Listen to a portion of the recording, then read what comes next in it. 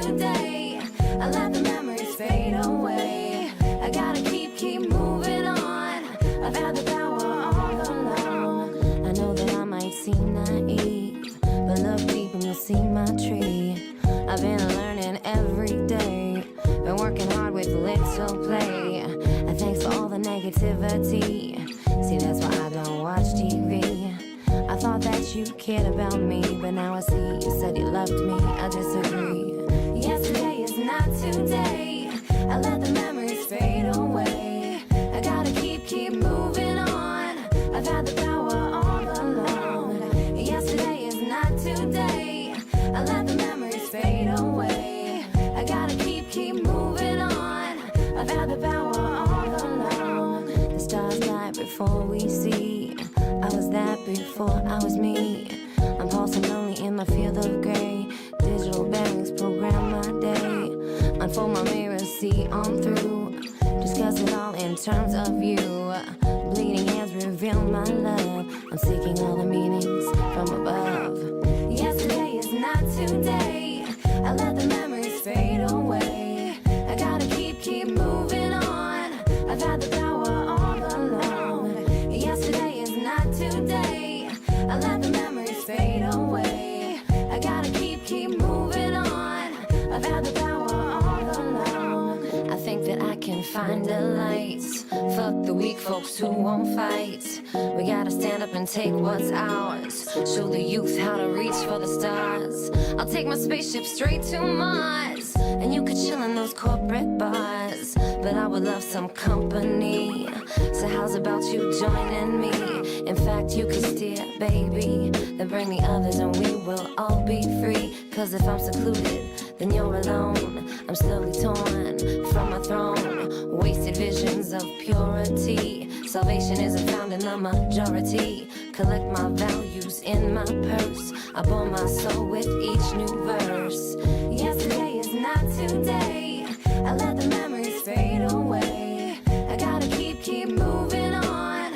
I've had the power all along. Yesterday is not today.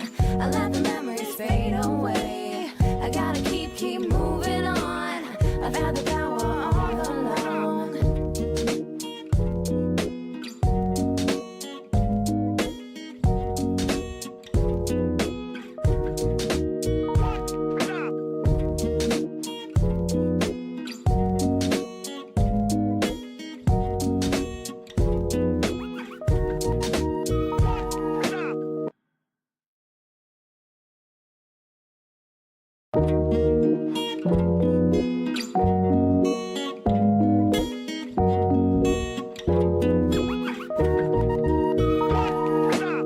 Yesterday is not today.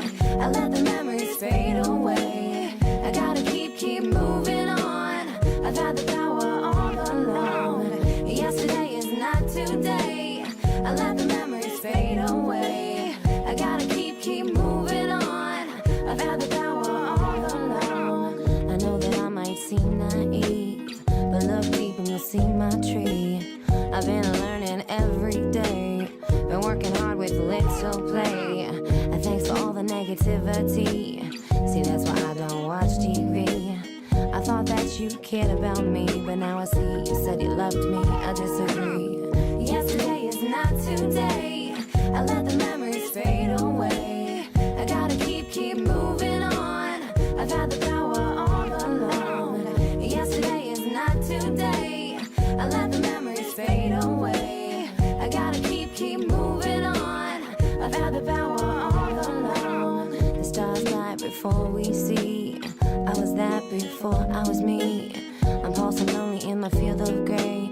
Digital bearings program my day.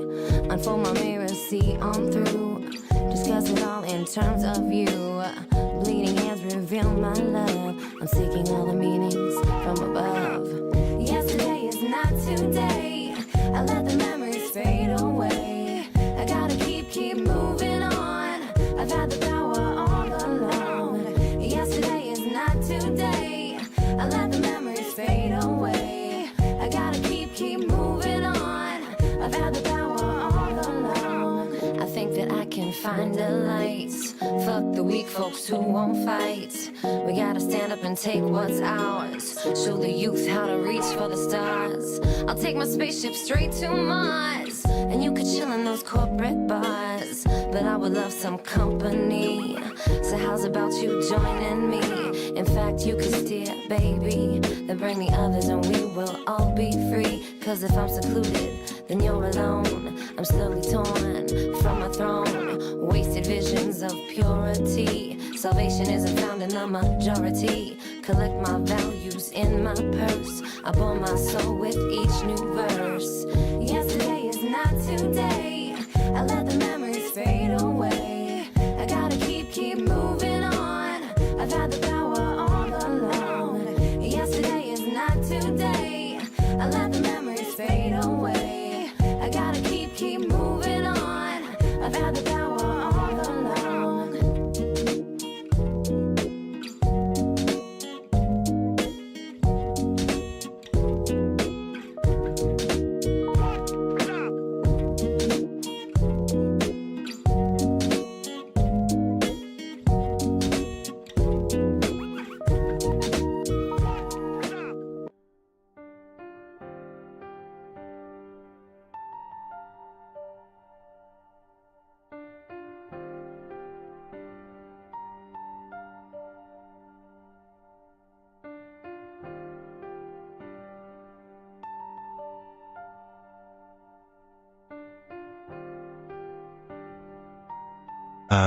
Okay.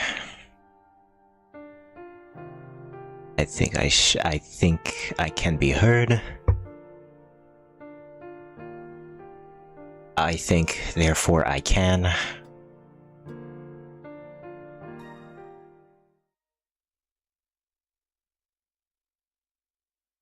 Let us continue. Day 5, Fire and Blood.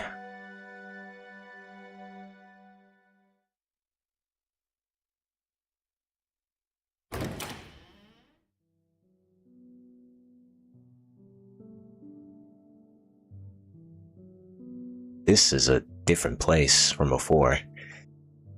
Arkud's room doesn't exactly scream vampire. I wasn't in the right state of mind last time, so I didn't get a good look, but it's just a normal apartment. There isn't a bottle of blood inside. No mysterious sculptures or antiques either. Loud and clear? Thank you. She's even got a fridge and tableware. What does she need those for?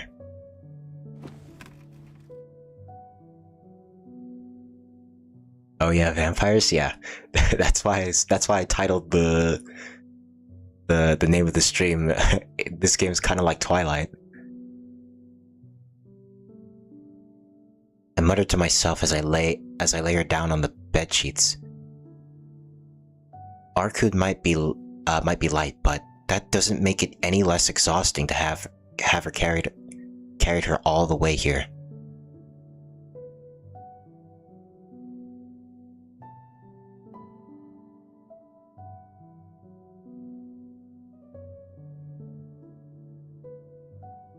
Question mark or 2001?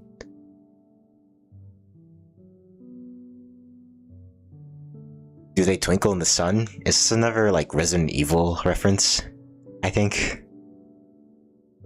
I don't know, I've never played Resident Evil. I plant myself right there on the floor and catch my breath. It's just about 7 o'clock.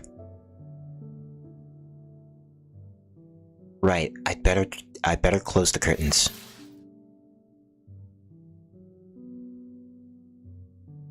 I force one last ounce of strength into my tired bones and shut the curtains.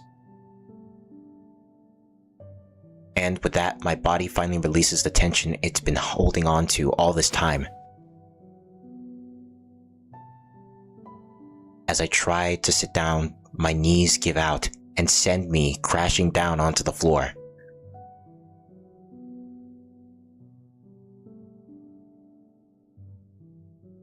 No, it was a Twilight reference? Ah, okay. Well, I've never watched Twilight, as you could tell.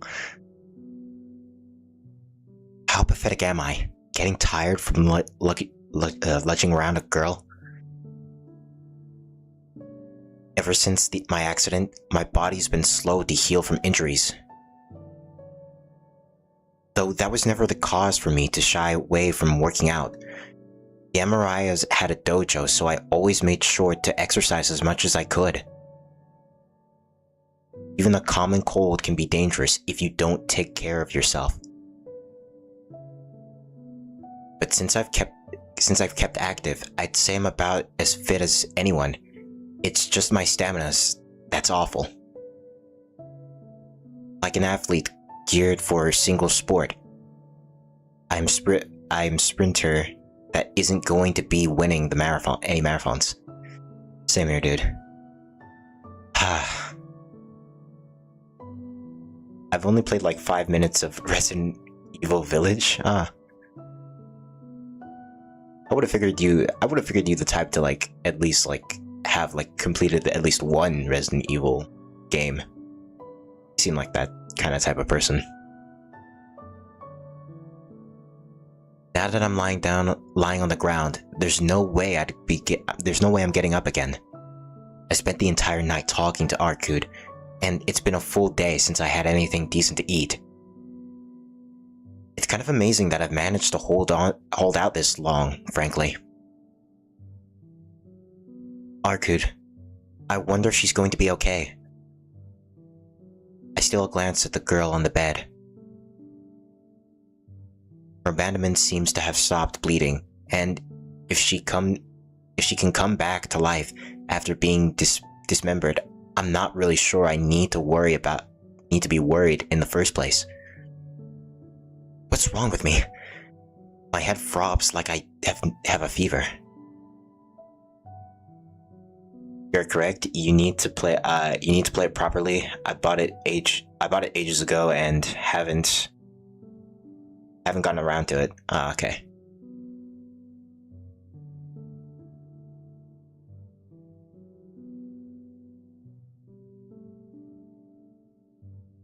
I'm so tired I can barely breathe, yet here I am, more worried about her than about myself. Maybe I really am coming down with something.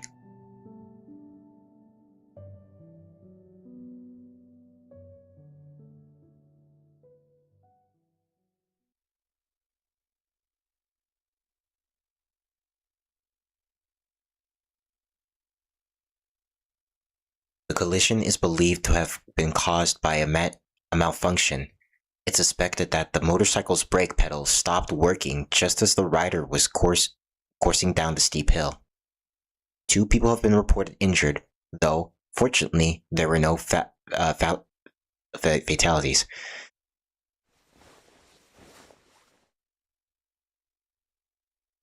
I must have fallen asleep. Guess I was tired enough to pass out right here on the floor. It looks like someone opened the curtain and covered me with the blanket while I was still snoozing. I'd wager it's past noon by now. TV is switched on and playing the same old news in the background. I look to the bed, but I don't see Arkud. Where did she go?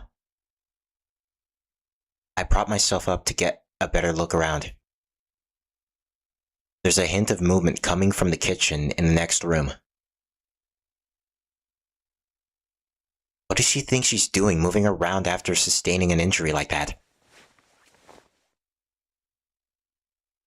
Do you want to be a vampire? Not really. I mean, if it meant, like, if I was dying, if it meant, like, keeping my life to go on, then yeah, sure, I guess I would want to be a vampire, but I wouldn't want to willingly be one, like, when I have, like, my whole life ahead of me. So like, in certain situations, yes, but, like, specifically, no. Like, I don't really desire to be a vampire. I'm fine how I am right now. I shrug off the blanket and I lunge to my feet. I'd better head to the kitchen and check on her wounds. For our next story, a fire broke out A fire broke out in Kabushi Dome Hotel in the early hours of the morning. As no alarm set off, the blaze remained unnoticed until approximately 6 a.m. When returning to hotel, staff learned of a situation and alerted the police. The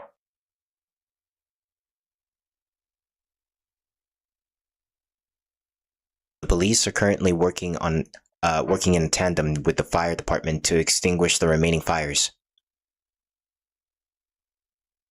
I freeze in place. My gaze drawn back to the newscast.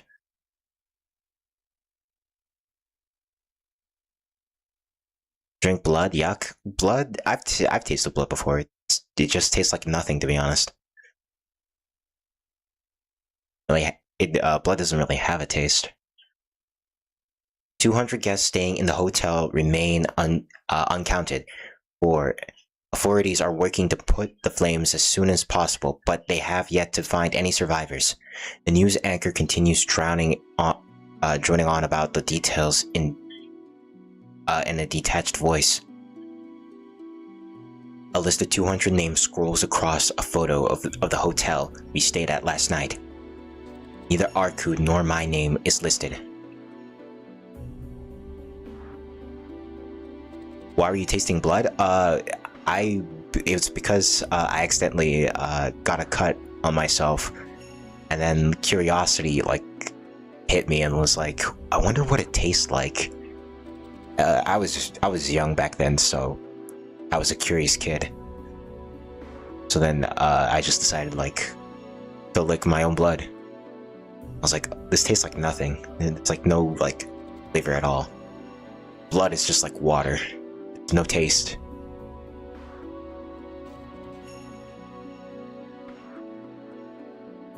Police indicate that this might not have been an ordinary fire.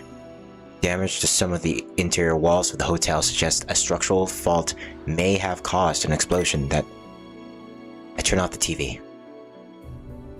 200 guests remain unaccounted for. They have yet to find any survivors? If they already know what they know, why hold out on telling everyone the truth?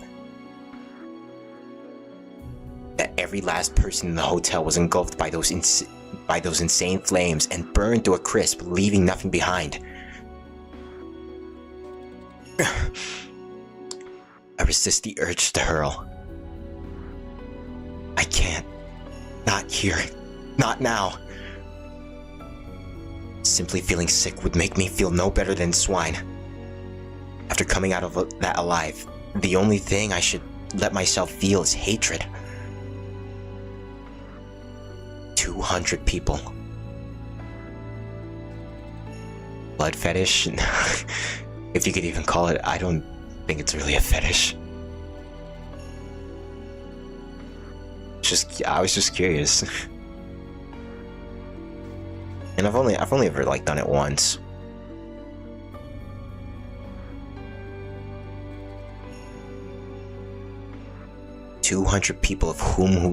People who've not traced remains, who were massacred without a shred of sympathy or mercy. His face flares vividly in my mind. I don't know who he is. All I know is that he's the monster behind the carnage. Is my heart numb from all the things I saw? Fear still courses through my veins. Anger too coiling around like a snake. Yet my thoughts remain cool and collected. It's like my brain and my heart are working on two different frequencies. Just thinking about that fur-clad man makes me want to rage, yet my fingertips tingle with the alternate primed for action. I don't need emotions to know what to do. I don't need fire or heat or passion. All I need is to do is cleanly cut through his lines.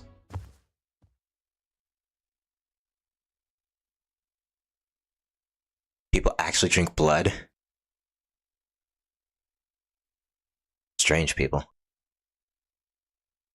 I've never heard of that. Is there a reason why they do that though? Do they have a reason for doing that though?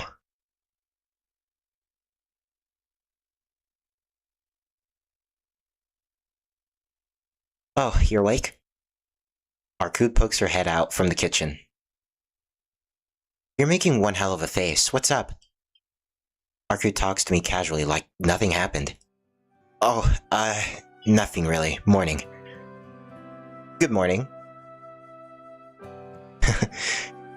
I don't often get the chance to wish someone a good morning.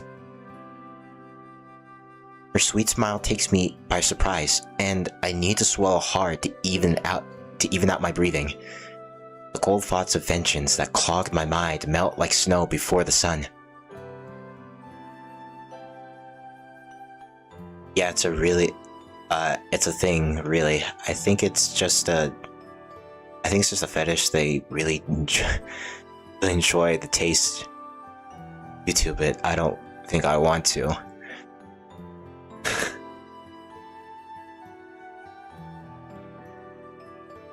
That just doesn't sound right.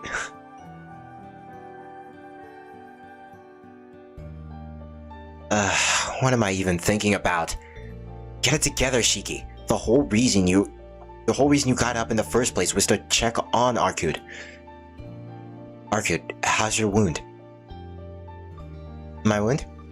Yeah, all good, I think. Arkud seems to be just fine. It looks like she's back to the way she was before. If anything, she's definitely looking better than I'm feeling about now. I see. I'm glad to hear that. Of course it's not right. It's weird. Weirder than foot fetish. I mean, there are a lot of fetishes that are weird. At least the person in my immediate vicinity is safe.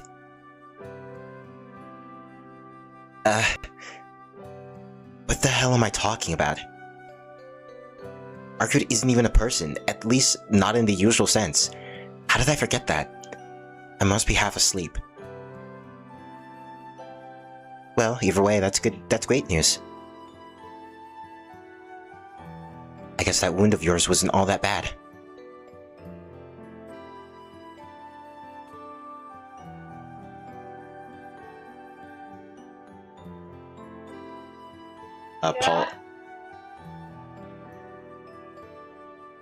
Paul has a foot fetish.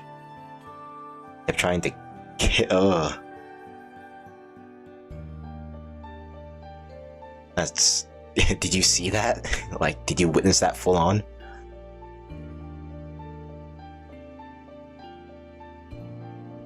Why all of a sudden care and concern? You were calling me a monster just a few hours ago.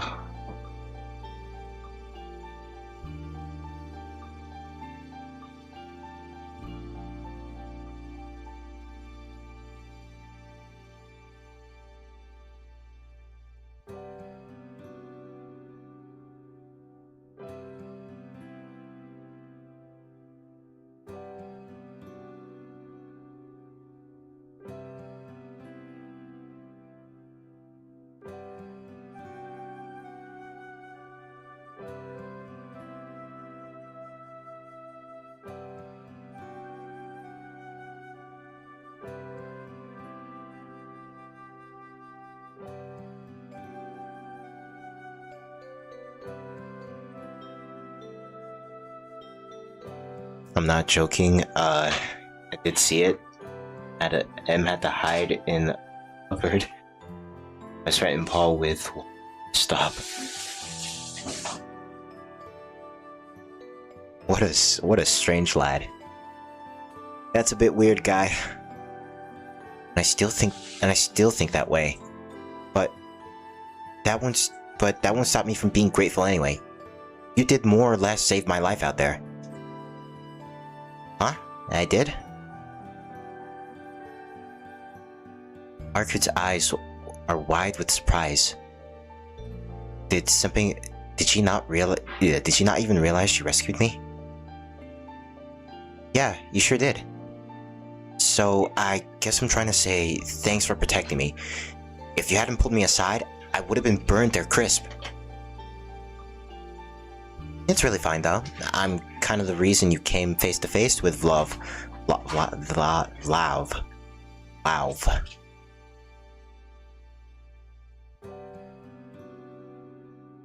He was the floor crawling to her.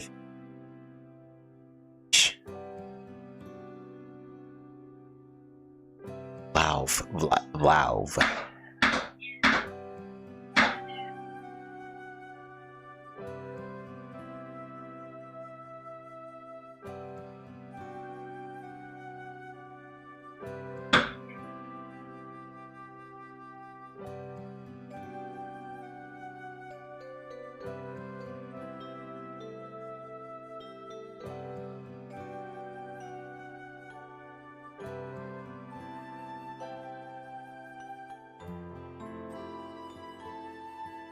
Face to face with love in the first place. I don't deserve your thanks. That doesn't change what happened. You protected me with your life. I'm grateful for that. I guess I did do that, but it still feels off somehow. You wouldn't have to go through all that if you hadn't agreed to be my lookout.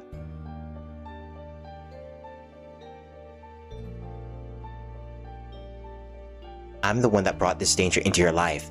I'd understand if you were angry, but instead you're grateful. How does that work?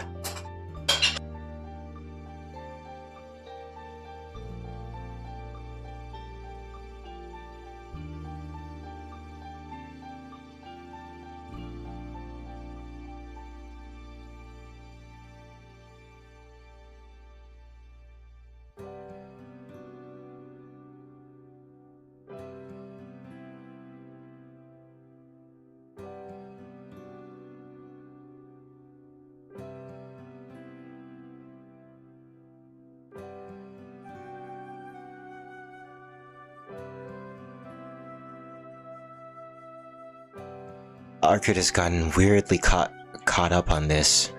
Should I be blaming you instead? Forget that. I need to take responsibility for choosing you to stick around. Somebody once told me that actions are our own. No matter what others think, we have to decide for ourselves what we want to do. And follow though. Which is why I don't hold the slightest grudge against her. Over the whole guard thing, either. I'll have to leave, I'm afraid. Up early. Happy streaming. Yeah. Bye. If there's anyone to blame or getting me into this mess, it's myself. Now that you mention it, it's the only reason I needed you as my shield. It was because you killed me in the first place.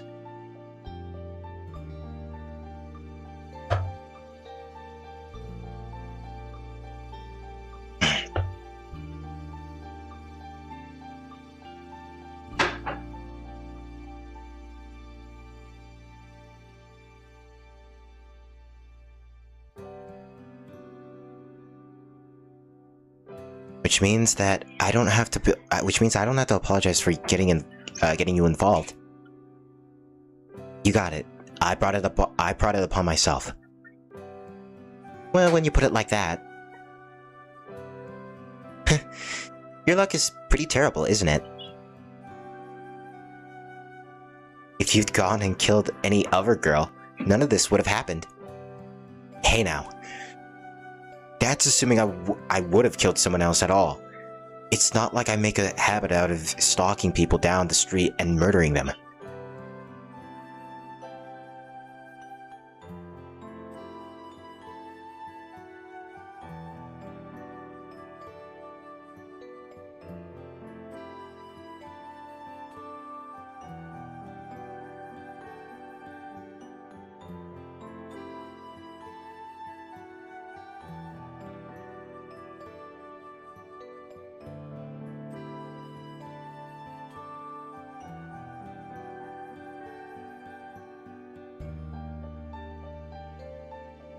Arcade was the first and only person from whom I ever felt that uncontrollable urge to kill.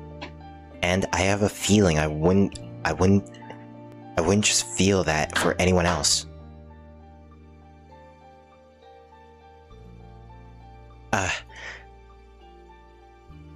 What is it? Did you just remember something? Not really, it's just... Now that I think of it, why did I want to kill you?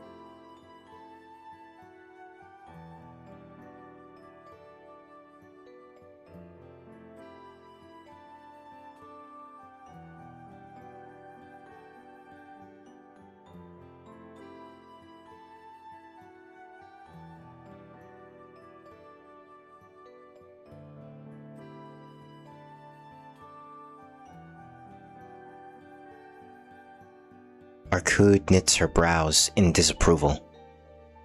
A fair reaction.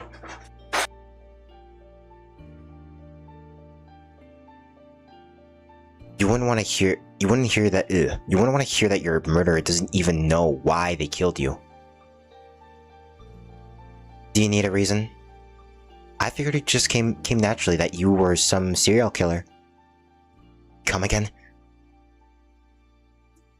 You were so skilled.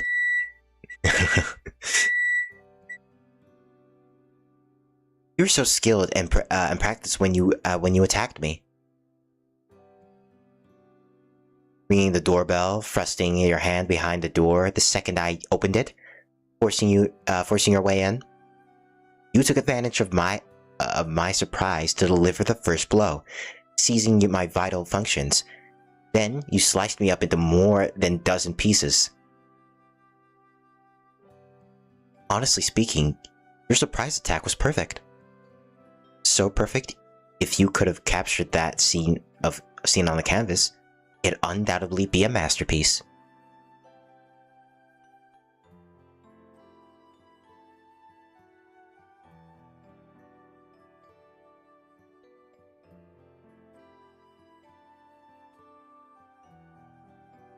The kind I'd want to bring back with me and hang up around the castle. It was that magnificent. Arkud excitedly rattles off a litany of bizarre praise. But there's just one issue. But you picked the wrong gal to kill this time around. I don't know how many people you've killed so far, but karma finally came back to bite you where you picked me as your prey.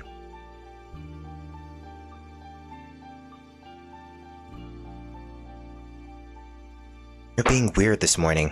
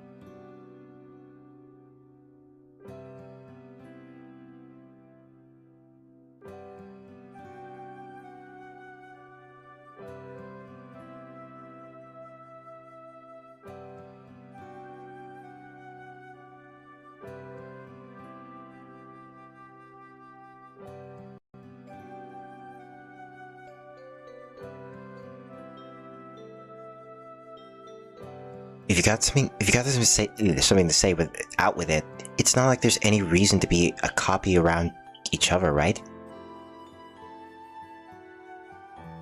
Alright, she is. I nod and beckon her to come closer. What is it? Are we sharing secrets? Arcade closes the gap between us quickly, eyes sparkling with anticipation.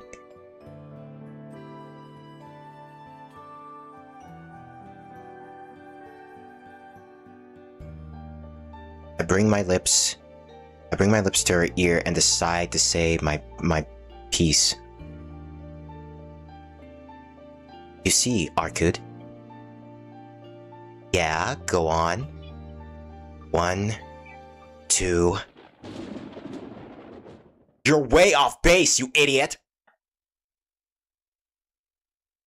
My voice echoes throughout the apartment. I blasted Arcude's eardrums with the volume I could muster. Ow! Arcude groans as she makes a big show of clutching her ear. Oh, you jerk! What the hell, Shiki?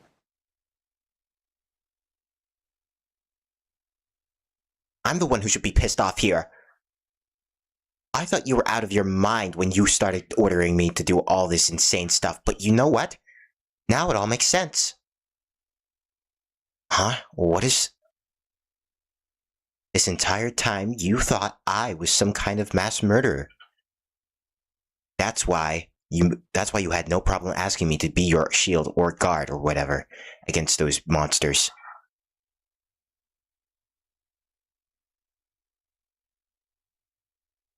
Damn it, do you even realize how badly you misjudged me? I'll let you in on a little secret, alright? I'm not some serial killer or homicidal maniac. You're the first person I've ever killed.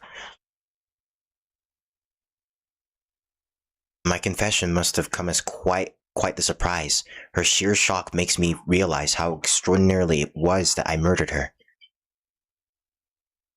No way. I was your first? You seemed so used to it. That's right. I might have these weird eyes, but I've done my best to live a decent life. Which is to say, I've never ever had the urge to kill someone by cutting through their lines before. And why did you kill me? We'd never even met before. That's exactly the thing. I don't. I'm about to tell her I don't know, but pause as I realize just what a coward I am.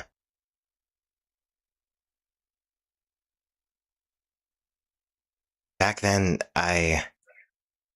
when I passed you on the street, I was overcome by a desire so strong, I felt like throwing up. From the second I saw her, I could only think of her, snow white form.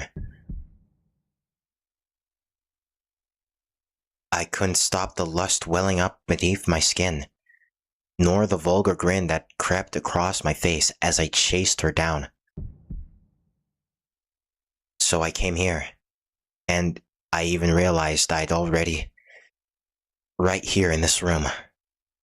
Without any rhyme or reason, I chopped up the beautiful figure and stood in the puddle of her bloody remains. Oh. Strength evaporates from my body. No longer able to stand, I drop to my knees. Of course, I don't have any right to be angry with Arcade. Even if she's alive now, even if she was never human to begin with, the fact remains that I killed her with my own 2 hands. What's with you going all silent on me again? What did you realize? I really should be apologizing to you. I've been using how this all is to avoid doing something incredibly important. I'm sorry.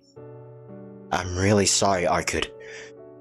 I killed you, right here in this apartment. I should have apologized to you for that moment first met.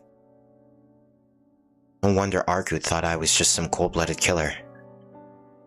Without showing any guilt or remorse, I've been acting like I was the victim. Now, just that, even now, I still don't know why. I killed you. There's no changing that. For my actions, I need to be punished. A killer like me shouldn't be allowed to roam the streets with the rest of society. What I did, it was beyond evil. A person who decides to take a life without reason doesn't deserve to walk free. I see. So you really don't know why you did it? I nod, hanging my head. Which means you didn't get any enjoyment from it, I'm guessing. There are some people out there for whom killing is as easy as breathing, but you're different from that, aren't you? I guess at least I try to be. You're telling me sometimes you're star-laced for your own good.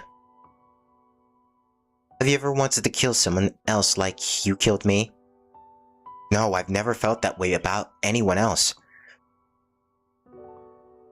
Then there's no problem, is there, silly? Come on, stop looking so down, Shiki. You're not a killer. I lift my head up as if I've been forgiven. Arkud is smiling, brimming with such confidence and trust that it startles me. I killed her, but she believes in me more than I believe in myself. There's no need for you to face punishment either. It was by chance it was me you wanted to kill. And unfortunately for me, you happen to be the human best equipped to do so. But luckily for both of us, I'm a vampire, so nobody died. So you don't have to be torn up about it. And there's no need for you to worry about being cast out from society or any of that either. What judge is going to sentence you? You know, the only ones on the planet who can blame you are the victim, that'd be me, and yourself. Maybe so, but that still won't take away from the fact that I killed you. Even if what Arkud said was true. Even if there's no proof of that any crime occurred. I'm still going to carry this sin with me forever. Obviously, it's not like I'm planning to forget you killed me anytime soon either. But you know what, Shiki? If you regret it, and you continue to always regret it, and then I don't think there's any problem. That'd just be cheating my way out, though. Shiki, there are some people in this world that will never sell their souls to the devil, no matter how terribly the world treats them. There's even some stupidly honest people out there who'd apologize to a vampire.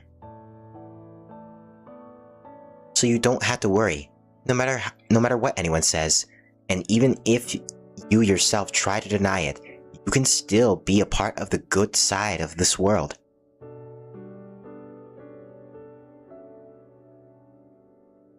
I'm at a loss for words.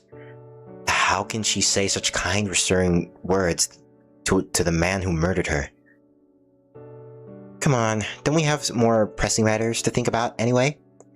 Now that you're awake, should we be thinking about our plan of action here on out? Huh? It's like someone flipped a switch.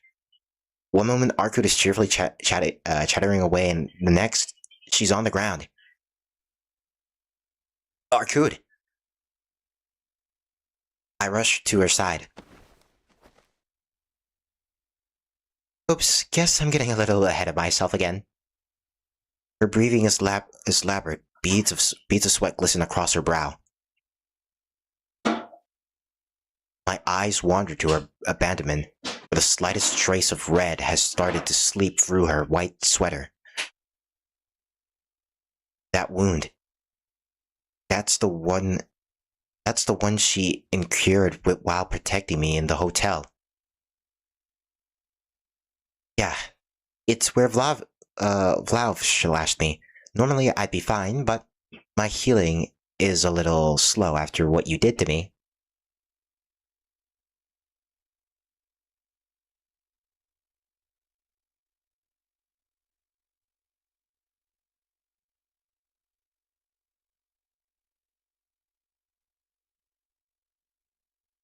I tried to cover up the wound earlier, but it looks like it wasn't all that effective. Her tone is still cheery as ever, but I notice an undercurrent of pain shuddering around the edges. How did you cover it up? Oh, with that. Arku gestures at the brown object dropped haphazardly on the wooden floor. At a glance, I mistake it for a ring cake, but upon closer inspection, I realize it's packaging tape. Are you kidding me? Seriously? Give me a break! What kind of idiot uses tape to cover their wounds? You should stop calling me an idiot so often. What if I actually start believing you? Just shut it, and show me your wounds already! I reach out to lift her shirt, and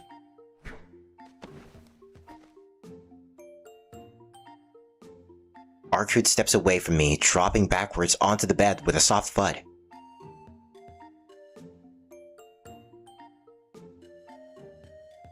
Cut it out! What if your wounds open again? Shh. I'm fine, don't worry about it. You're the one who should cut it out. Trying to undress a woman like that is worse than any dead apostle. To be clear, I don't see you as a human, let alone a woman. So come on, just show me your wound. I'll never let it go if you wind up dying from an injury you got while protecting me. Arkud pouts and glares at me for a moment, but ultimately rolls over the bed in my direction. Her lips firmly shut, she gets back on her feet with childlike reluctance. She's sulking about it, but it looks like she'll at least let me take a look. Right, let me take a look. How you're wrapped up first. Oh my goodness, it looks like she used a whole batch. Arkud lifts her sweater to reveal her abandonment. I had to resist the urge to go off in a tirade again. Tape is tightly wrapped around her, tightly wrapped around not just on her wound, but her entire abandonment. The second she lowers her shirt again, I pull Arkud up into my arms. Hey, what are you doing, Shiki? Putting you right back to bed. That's what I'd rather take you to putting you back to bed, that's what. I'd rather take you to the hospital, but that's out of the question. So, this will have to do. I place her back onto the bed, gently as I can. I'm going to pick up some stuff, so you'd better not move a muscle till I get back. Don't you dare walk around like that again, or else I'm going to forget all about you and never come back. I quickly scan the room. Not a first aid kit or even a bandage in sight. Guess you don't need any of that when you can revive whenever you want to. And hell, this might be the first time she's ever needed a medical treatment. I feel around to check how much I have on me. 2,000 yen in cash. Not a lot. This isn't the time to be putting on airs. Hey, Arkud, you said you were rich, right? Yeah. I'm pretty well off. Why do you ask? Give me some cash or credit, or a credit card. I'm going out to buy some medical supplies. I don't know if I'll actually do you any good, but it wouldn't hurt to try. Sure, but it's probably pointless, you know. probably a different currency if I had to guess. Even if it is, I just can't sit here and leave you like that. Okay, my bodily structure is similar to that of a regular human, so who knows? Maybe it'll do something. Arcwood holds out a wad of 10,000 yen bills in front of me. I'm not even going to ask where she pulled this stack of bills from. Stay in bed while I'm gone. Oh, but don't fall asleep. You gotta stay awake, even if you're lying down. Are you just trying to make it hard for me? I'm not randomly passing out orders here. Your body doesn't work as hard when you're asleep, which means your immune system's going to be a lot weaker too. In other words, it might get worse if you fall asleep with that open wound. Sleep is good for curing fatigue, but it's not going to fix injuries or illness. It's better for you to stay awake till I come back with something to treat you. Huh? That makes sense. Why do you suddenly look so happy about that? No, I was just thinking about how dependable you are. She must have a screw loose somewhere. But I keep from saying anything. I need to get back to the job at hand.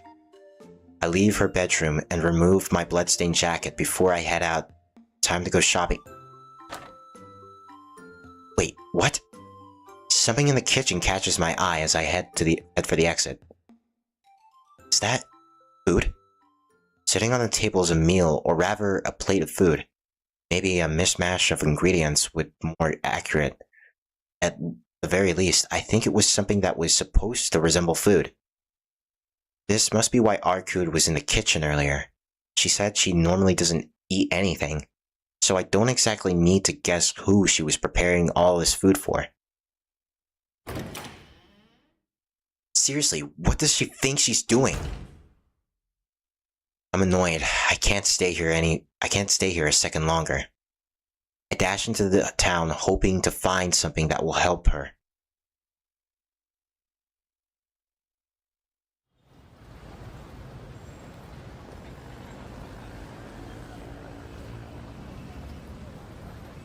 At least that was my intention, but it's not like I've ever given the first aid before.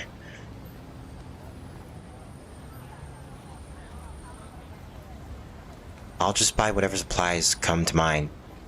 Sufficient gauze, bandages, and painkillers. Oh, and better pick up something nutritious too. Can't really go wrong with that. Thankfully, I'm not short on money. It might be my inexperience speaking, but it's better to buy too much than too little. It's not like I know what will actually work on Arcwood. With that philosophy in mind, I end up buying every single thing I can think of.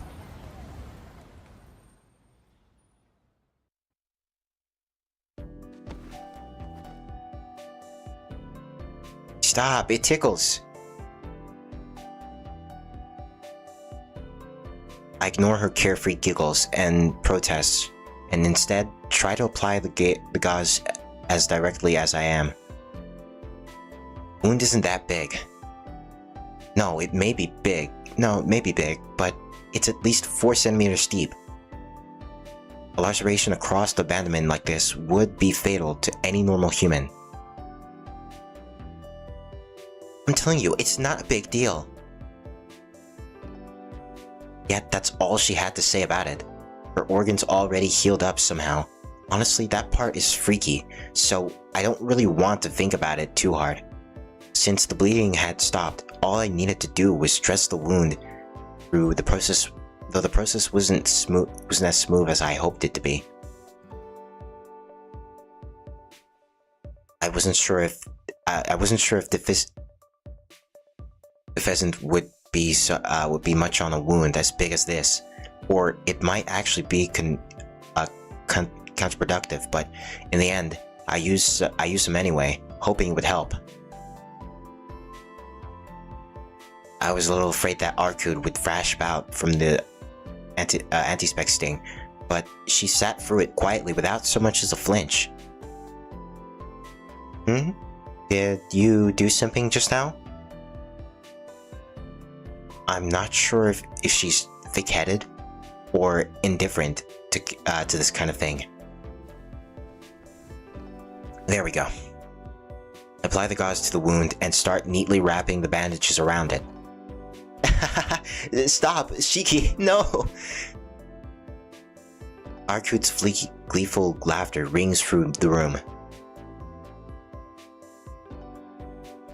Don't flinch at all at the antiseptic. Antiseptic. But the bandages feel ticklish? I ignore her. I ignore her till I manage to pin the bandages. I've heard that tightening bandages around the wound can stem bleeding, so I give them one final tug for good measure. Ow! Ow! I'm going to have I'm going to have to deduct some points for that one, Shiki. Phew, looks like I've done all I can for now. The curtains are closed again. I shut them when I returned out of concern for Arkut. Well, at least it looks alright for now. From the outside. How does it feel? Can you still move? Yeah, looks like I can move without any issues. My insides are still a bit of a mess though, so I probably shouldn't go too overboard. Got it. You'll just have to bear with it for the time being. Good at cutting things, but fixing someone up is a little outside my wheelhouse. I take a step back and sit myself down against one of the walls.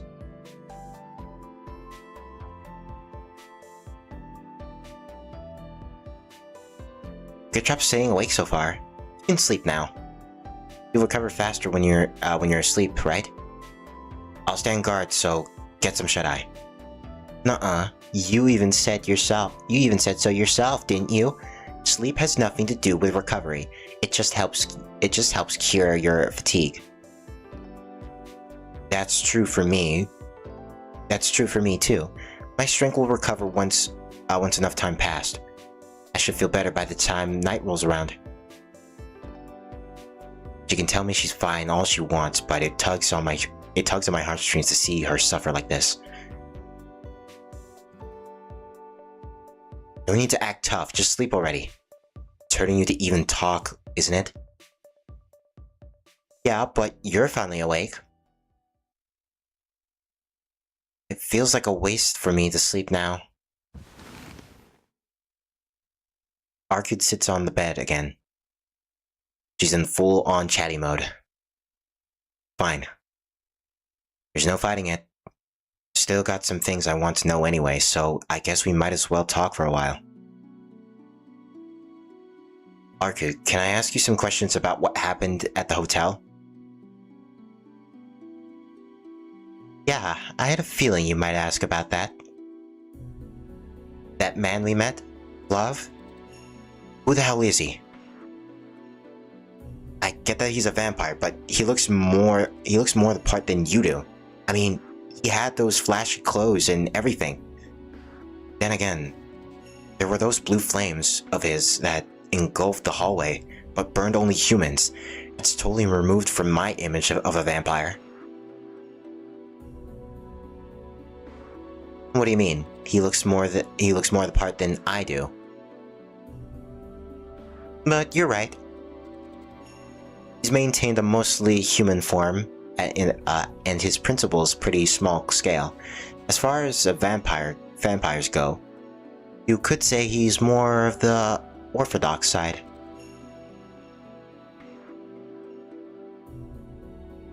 Aside from that river of flames anyway. Right, the flames. So you think they were weird too? Think they were weird too then? Does that mean he's actually stronger than you?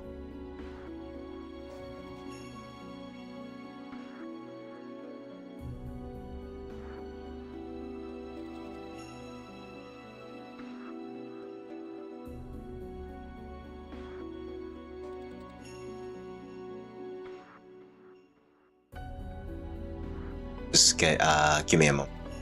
Be right back.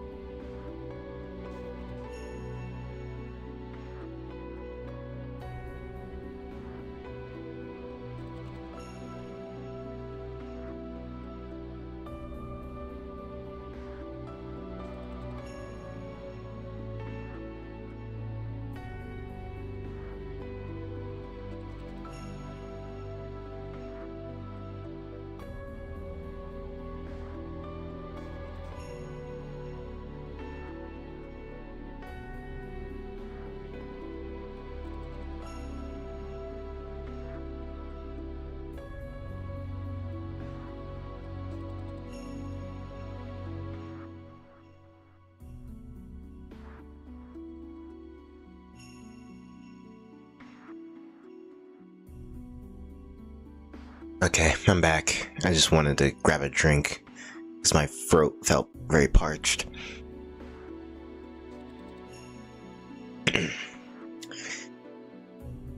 Arcud heaves a sigh and tinged with annoyance.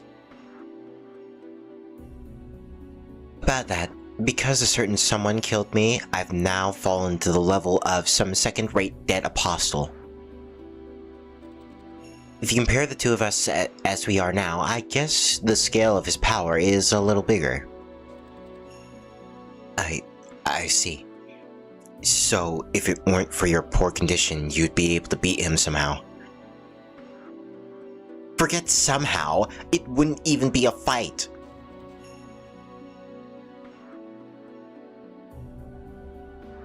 Whose fault is it that I have to suffer this humiliation anyway?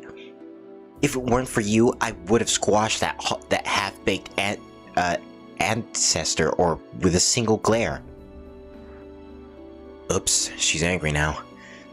That said, I'm not asking how strong she'd be in the hypothetical situation. I need to know if she's able to defeat that vampire the way things are.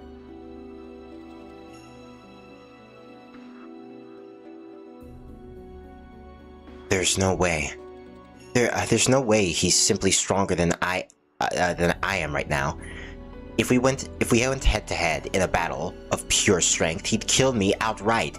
No question about it. That's a pretty cynical take, especially after talking such big game. It's the truth. There's no use hoping for speculating when the situation is this obvious. The impact of her words reverberates through my chest. It seems Arcud is dead serious when it comes to fighting.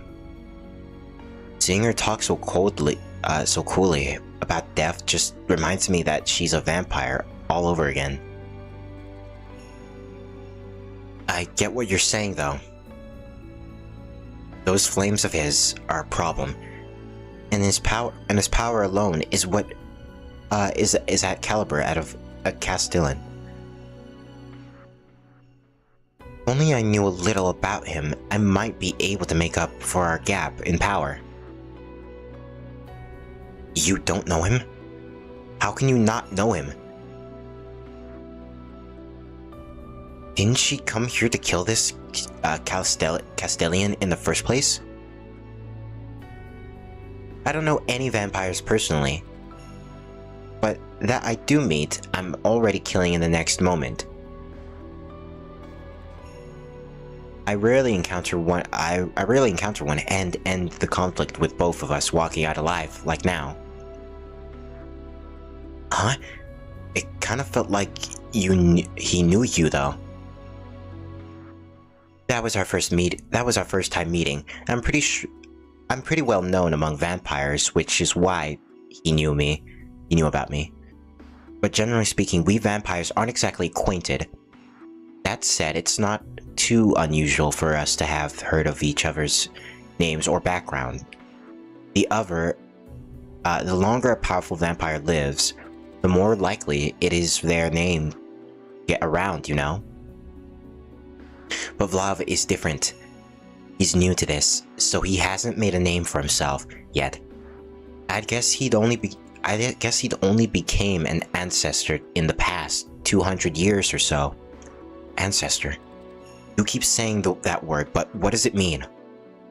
I guess you could say it's someone akin to a king or a ruler among vampires. You don't have to worry about it too much about it. Well, I will. Well, I will anyway. Are you saying ancestors are basically the same as those Castellan things? The ones who control zombies. Not even close. Any powerful dead apostle can become a Castellan with time, but that's more like becoming a lord of the local territory. Ancestors stand high above them. In fact, they're the ones who bring forth Castellan. The world of Dead Apostle is divided into 27 different factions. So I guess you could say the world is split into 27 kingdoms over which they rule. Ancestors are older vampires that lead those kingdoms, or rather their nations, unto themselves. They stand at the apex of the Dead Apostles. 27 kingdoms and 27 rulers. Makes sense to me, I guess. I guess even vampires vie for power, just like humans do. Hold up, doesn't that mean we're dealing with someone super dangerous? Yeah, that's right. Love is still a fleeting ancestor at the moment, but to you humans, he may as well be a natural disaster. Take what happened at the hotel. All Vlav did was make his way up to the top floor. He had no intention of killing all those people. He didn't care about them in the slightest. Yet he still died. Those flames follow him like a curse, flickering into life and devouring those around him, though, through his mere presence. What in the... He just has to exist for people to die around him? And he doesn't even care about humans? But doesn't that also mean that... Did all that happen because of us, then? Because we decided to flee to the hotel? That's right, he came for me. Our code confirms my fears. Vlav's presence might have been what killed all those people, but we were the ones responsible for bringing that disaster to their doorstep. It'd be all too easy to blame Arcud for everything. I'd have every right to do so as a human. She's just a vampire. She doesn't even care about human life. Vlav and her have that much in common. But then again, who was it that made it so that she had to flee and hole up in a hotel somewhere? Who deserves the blame here? The answer is simple. That's only one person responsible for getting these innocent bystanders caught up in Vlav's flames. Only one person is responsible for Arcud's present state. I'm the person who killed in the first place. Shiki, don't fall for that same misconception again. Weaker creatures getting eliminated is part of the natural order of things. If you're trying to find where the fault lies, then blame the human species for evolving in a way that made them unable to defend themselves. If a person kills another person by human standards, it's judged a crime. But if a human is killed by something other than a human, it's simply natural selection. Holding yourself personally responsible is arrogance. You're calling me arrogant? Yep. If you're acting as a representative for the entire human race. Let me try a different example. Imagine if in the mountains somewhere there was a herd of carnivorous animals whose diet happens to include humans as well. But one day, an unwitting pack of hunters comes roaming through and kills them all for their own consumption. Whose fault is it in this situation?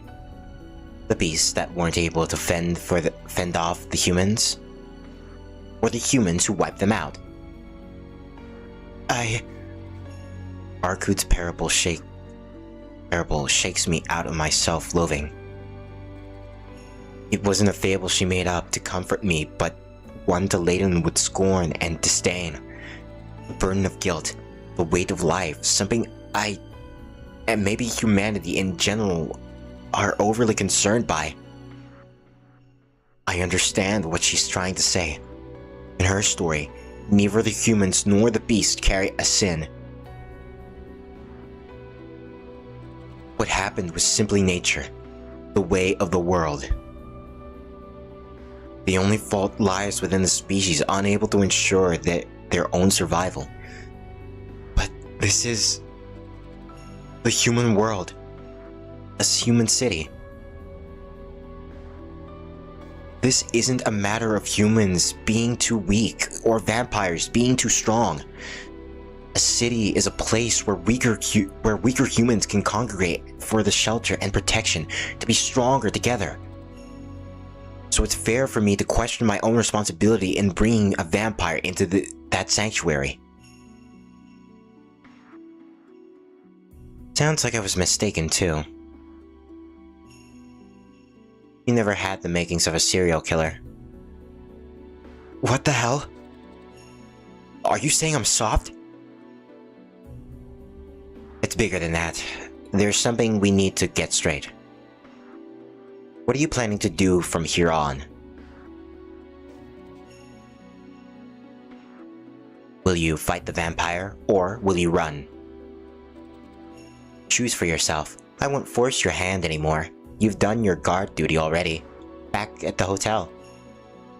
She's asking me what I plan to do next. Isn't that already obvious? If you continue, I'll need you to be prepared. Fighting against vampires means leaving your humanity behind.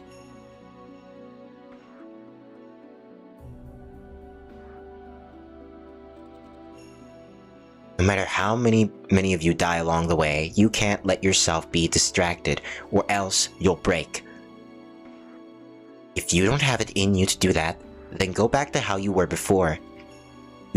Go back to how you were before you got involved in any of this. That's how humans ought to live. Arkut's sharp gaze pierces right through me.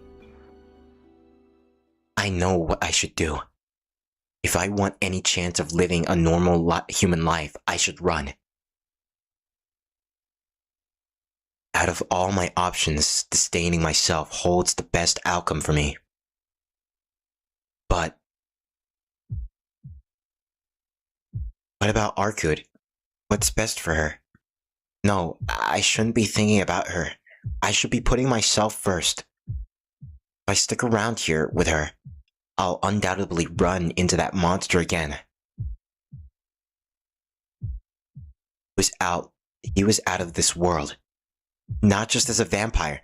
No, not just because of his flames. His very eyes were void of normality. That dead-end stare, bereft of emotion, cold to all things. A creature who cares nothing for the lives of humans, or even those of his vampire brethren. There's no way I could face him again. Having nearly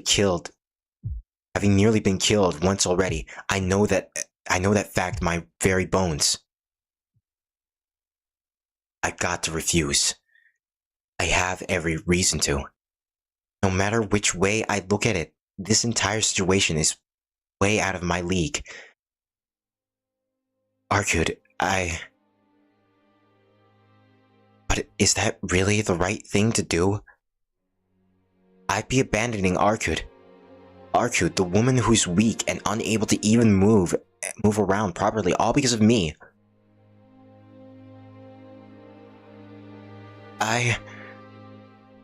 I'm just running away. Running away from the monster that mercilessly burned his countless victims alive without so much as a second thought. Can I really pretend that never happened? Forget what I saw and live on as this only human survivor without even a pang of guilt.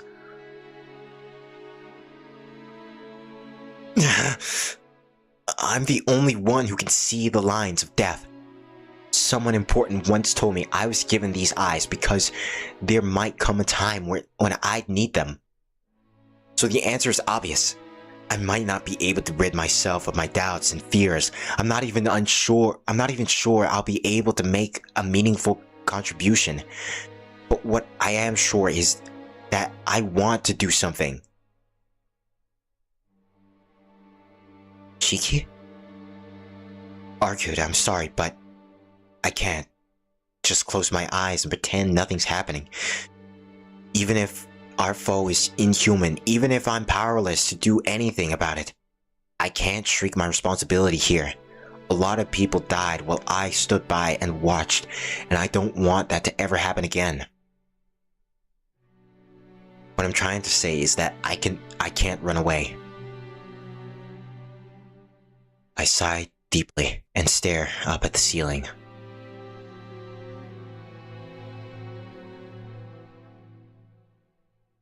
There we go. At least my resolve is finally rock solid. I'm going to take down this vampire. As the only human survivor from that hotel, I owe it to the ones who weren't so lucky. My affirmation is just as much as for myself as it is for Arcud.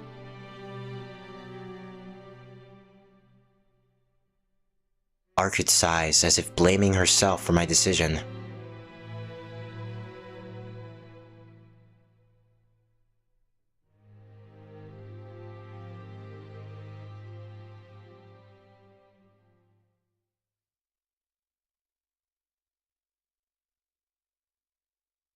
Well, in that case, I can't exactly send you away. Plus, having you around is pretty useful. You could kill Vlav with just a single blow. I wouldn't be so sure about that. The air around the guy is way too hot. I'd never get close enough. Besides, how are we even going to find him?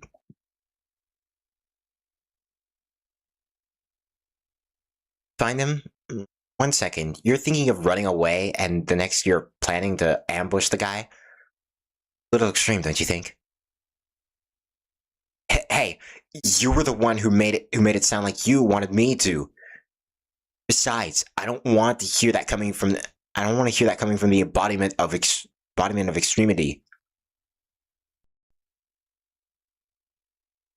I just value efficiency, that's all. Well, whatever. Just to tell you though, this is going to be a battle of endurance. Ideally, we ought to stay out of his reach until I recover enough of my strength. I'll be back to 30% of my power in 3 days or so. That should be more than enough to defeat Vlav on my own. 3 days? But then... I know. That's 3 days where Vlav would have free reign. In that time, he'll go underground and continue to replenish himself with fresh food, with fresh blood. No, not just that. I think there's a good chance he's wandering the streets at night too. It didn't look like he was in his right mind. He might not even be conscious of the fact that the church, will come after him if he keeps operating out in the open. No way. That guy inherits people around him just by existing. We can't let him walk around for more than one day, let alone free. Which leaves us with the option of finding him during the daytime and killing him. But I'm against that, though I've got a rough idea of where he's hiding. There's nothing more cautious than a sleeping dead apostle. We could very well be walking straight into an ambush that we can't handle.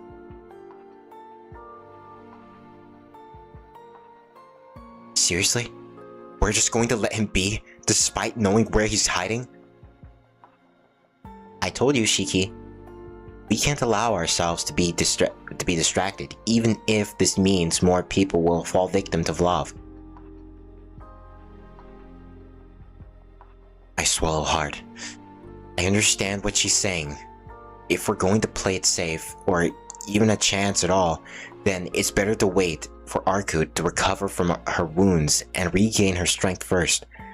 But on the other hand, the more time we waste here, the more victims will fall right into Vlav's hands.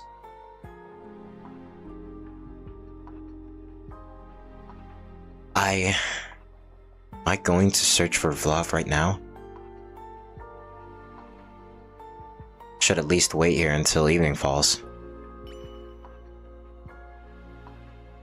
My heart says we can't allow Vlav to remain on the loose for another second. But that would be reckless. What was I even thinking? That I can just go out there and find him and kill him myself? That was just the scenario conjured up by my guilty consciousness to tempt me into escaping reality. I need to keep a cool, level head. If I really want to defeat that vampire, and if I really want to reduce the number of casualties, then we have to stick it out for now. But even so, 3 days feels like a lifetime. Arkud, you told me my duty as your guard ended at the hotel, right? I did. Why do you ask? Did you get cold feet? No, that's not it. If my help is going to be voluntarily instead of obligatory, then I'd like to ask you for a favor as well. I'll do whatever you ask of me. Follow your every order. I'm not sure if I can be much of a shield, but I can at least be your knife. But in exchange... I don't want to wait 3 days. Let's lure him out tonight. Are you sure? Arkud peers at me, skeptically, as if she's asking me whether or not I have a death wish. I'm well aware it's dangerous, but I'm not planning to back down from this either. Do I sound like I'm choking? I'm not planning on dying either, so answer me this. If you rest until tonight, and I use my eyes during the fight, will the two of us stand a chance against Vlav? The only one capable of making that judgment is Arkud herself. If she says it can be done, I'll wager everything I have on those odds. I guess if you're willing to do everything I tell you, then together we might have the edge over him. Are you sure though? It'd be safer to wait another 3 days. I get that, but this is as much as slaughter as I can tolerate. Any more and my spirit won't be able to bear it. Well, as long as you're sure about it. To be honest, it wouldn't have been equally tough to stay on the run for 3 days straight. Anyhow, sounds like it's time to switch gears. Let's draw up a battle plan. Where do you want to face him? Huh? I mean, is this really okay? I'm genuinely shocked at how easily she let me have my way. I was expecting a lot more pushback after seeing how serious she can get about battle. I told you it's fine as you. I told you it's fine as long as you're sure. I don't. It doesn't really matter anyway. Whether we run for 3 days or kill Vlav tonight. Either plan has the same odds of success. It's just that your chances of survival are much lower in one than the other. I see. Thanks, Arcud.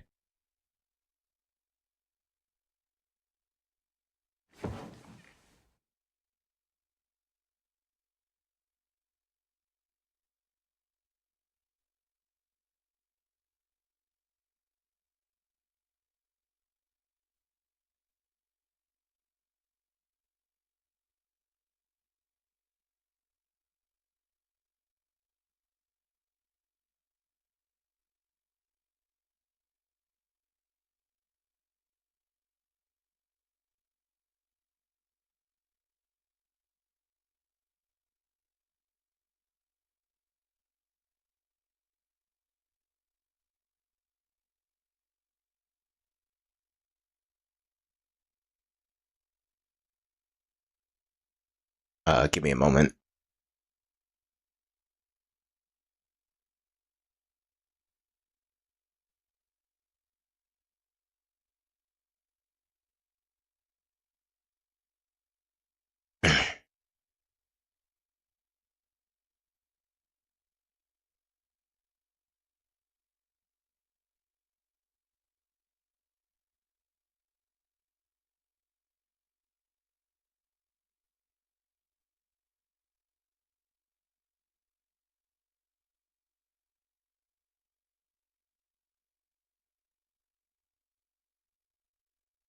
It's not exactly the option I would have recommended, though. Honestly, I don't get what's going on in your mind. I understand that my selfish request will make it harder to defeat Vlav with certainty. So I wasn't surprised that Arcud looked a little dismayed by it. Looked a little dismayed by it. After all, she's all about efficiency. But I was surprised that she didn't reject it outright. Not sure if she did it to respect my feelings, or if she just figured it didn't have much of an impact on her overall odds. Either way, I'm glad she agreed to decide with me.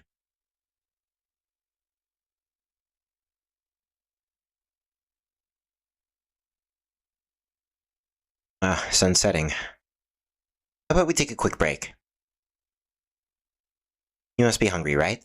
Would you like some more of what you had earlier, or should I whip up something new? No, I can make something. I'll just help myself to whatever is in the fridge. I feel bad for not trying it, but I don't suppose the fortitude to stomach whatever heaping of ingredients Arcud slapped together on a plate.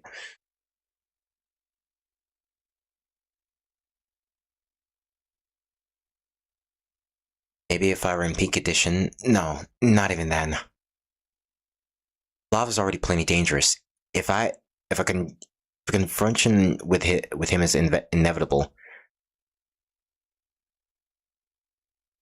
I'd be better off avoiding Arcud's lethal cooking, at the very least.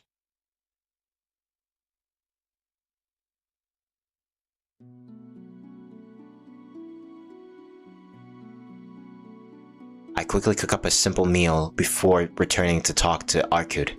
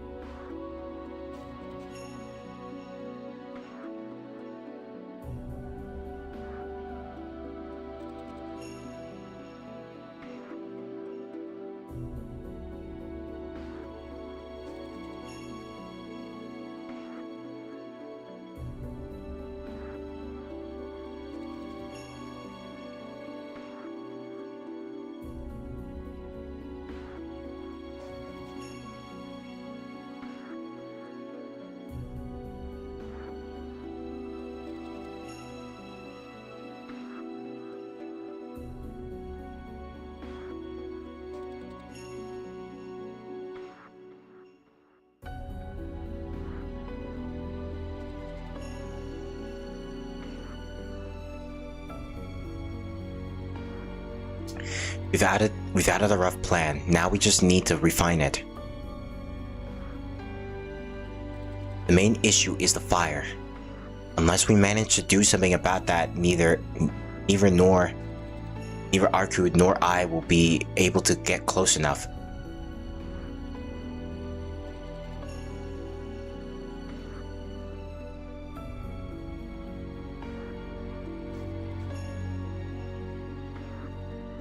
So basically, our only option is to hit him with a surprise attack.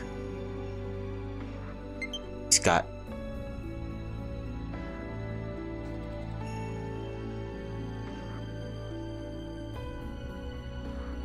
the heck?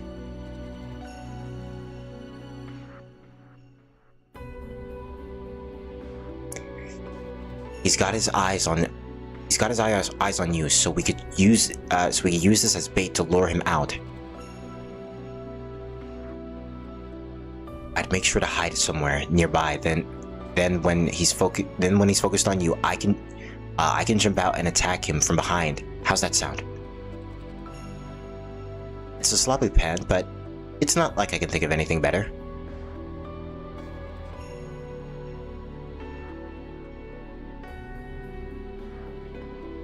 Though it still doesn't solve the problem of the fire. Yeah, I think that's a good start. I'll lure him out, then you deal the finishing blow. Since it's you, it won't matter how much fight he's got left in him. You can take him down straight away.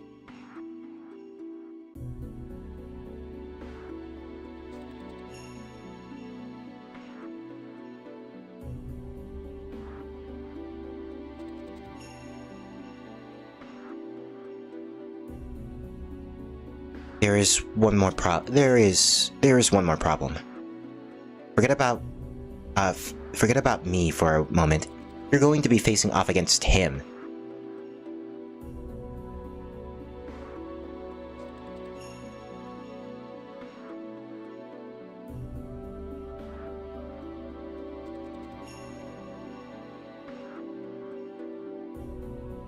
Forget about me for a moment. You're going to be facing off against him.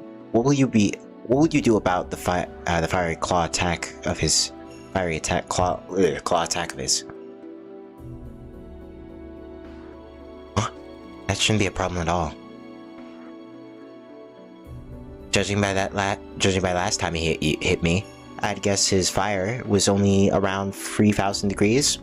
If I focus on making my body more heat resistant while I recover today, I'll be perfectly fine. Say what? Only around 3,000 degrees. I'm pretty sure even a rock starts melting at that point. The flames surrounding him will be even easier to deal with. They're pollution that loosely clings to his surroundings. Whenever you jump out, it should be a chance to blow them away for you.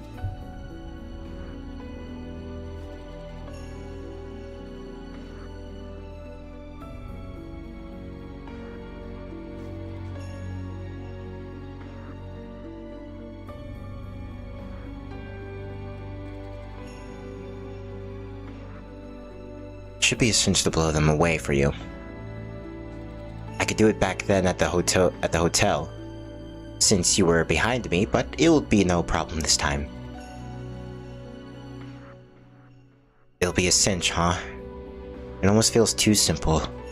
Splash dash plot of ours, but I should put some faith in the woman who saved me from him from the first time.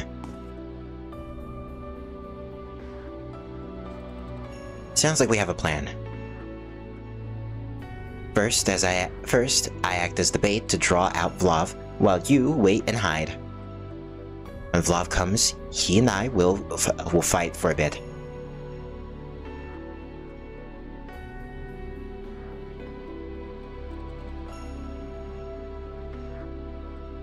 My strength won't be enough to take out Vlav on my own, but it'll be sufficient to clear the area of his fire to hold him in place for a while. How are you going to hold him in place? Don't tell me you're planning to slam him to the ground and pin him down. Nothing quite so barbaric. I don't think it's a good idea to try wrestling with him. I've never done it before, so I wouldn't even know where to begin. Besides, there's a much better way. Right, so how exactly are you planning to hold him in place? Depends on the place, but generally I just use my chains. Chains? As in chains? Yep, like this. Huh? What the hell? A pair of chains just clamped shut around my wrists. Where did these things even come from? I combine chemical elements already present in the air. Chains are just a shape that's easy for me to visualize. I'd say each chain can handle about, well, at the moment, maybe 100 tons each. Don't worry, I plan on hitting him with a few dozen of them at once. So that ought to keep him in place. I'll target his limbs so you have a clear shot of the lines on his torso. I got it, so please, just let me go now. Come on, unchain me, or else my hands will fall off before we even get to face flop.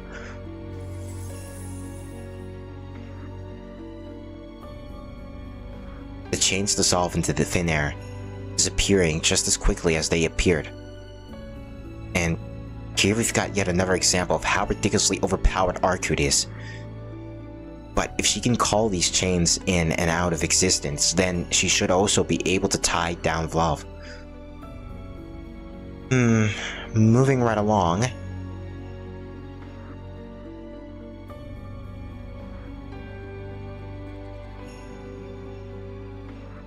As soon as I spot an opening, I'll use those chains to bind Vlav's arms and legs. I'll only be able to hold him for about 10 seconds, so that's when I'll need you to jump from your hiding place. Come at him head on and cut through his lines.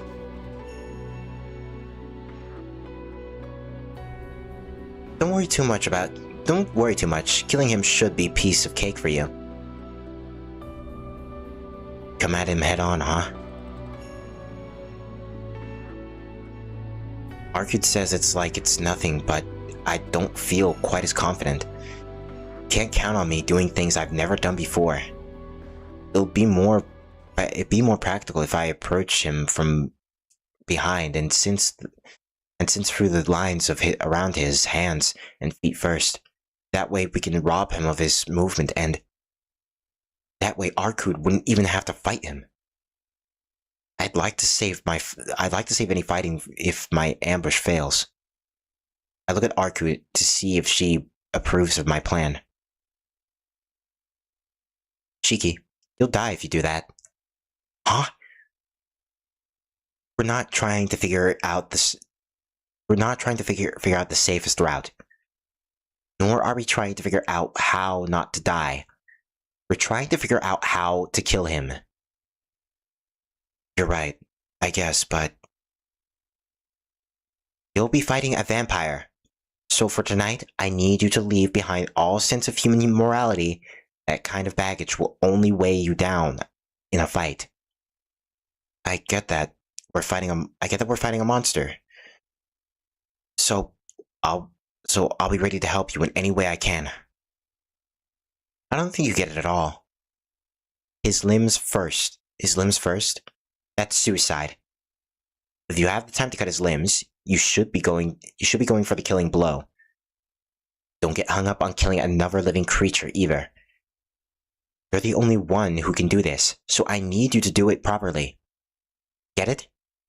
We can't afford to give Vlav a window to strike back. Your only advantage is that he doesn't know who you are or what you're capable of, so don't waste it. Arku leaves me with no room for objection. Her crimson eyes says it all.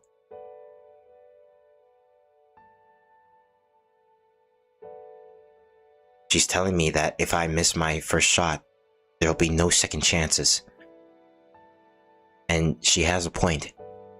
Every second I waste cutting through his limbs is another second during which he can engulf my body in flames and burn me into a crisp. Love will come for us once night falls. That's when we're going to kill him, Shiki. In the truest sense, we're going to bring him an end to him.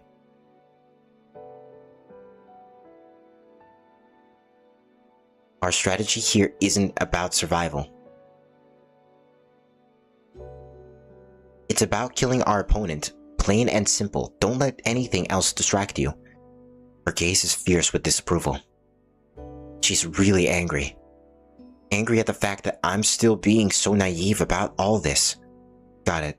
I won't hesitate. I'll cut through his lines in one fell swoop. That should be fine, right? The ferocity in her gaze doesn't dim for a second.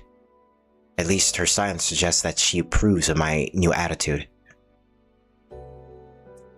So that leaves us with where we'll ambush him. His apartment wouldn't be any different from the hotel. We need somewhere with nobody around and a place for me to hide. Then the park will do. Nobody goes at night. And if someone does happen to wander through, then they'll just have to chalk it up to their poor luck.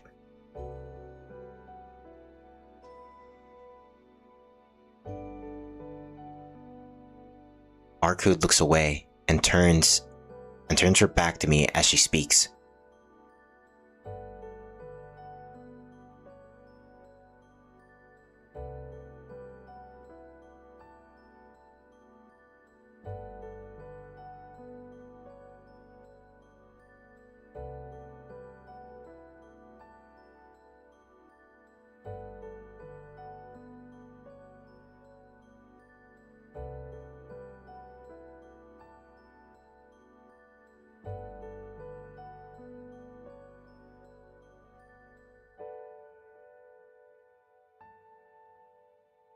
What is it? If you've got something to say, you can say it. No, it isn't going to work. You haven't even uttered the word kill once. At this rate, you'll hesitate at the last moment, and he'll kill you in a snap.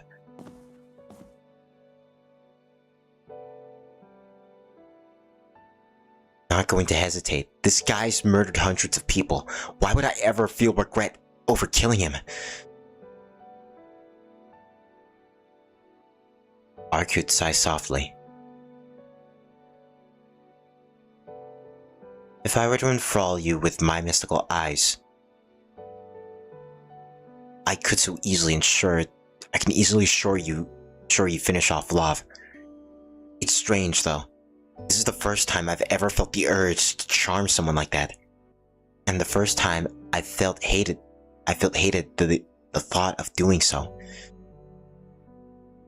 What a weird condition. I'll believe in you, Shiki. Let's go take down love together. In a flash, her grim tone takes on its usual upbeat lift again. Her eyes seem filled with trust, yet I can see concern creeping into her smile.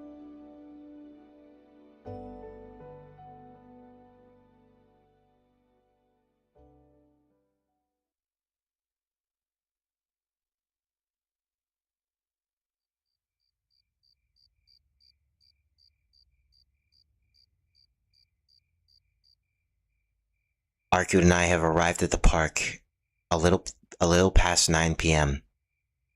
I'll go over this one more time since it's important. Dead apostles who've lived for a long time are able to wield eminent arts. You can think of this as a curse unique to the vampire, one gained from consuming blood. This curse this curse of theirs transcends the power of ordinary vampires. Needless to say, Vlav is a vampire that's reached that level. Defeating him means overcoming his eminence art at the same time. As a human, you won't stand a chance against his flames unless I extinguish them first. Until I do, it's vital that you stay away from him. Our plan is simple. First, Arkud will lead him here. She told me that vampires can sense one another's location unless they make an effort to conceal their biological wavelength or something. Apparently, Vlav isn't hiding his wavelength at all.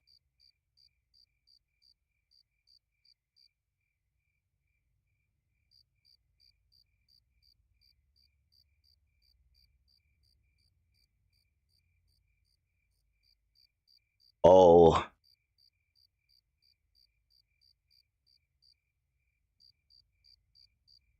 Oh, hey Sparkle. Sorry if I missed your message. I just made another music video and it's on here now. It took me a month to make.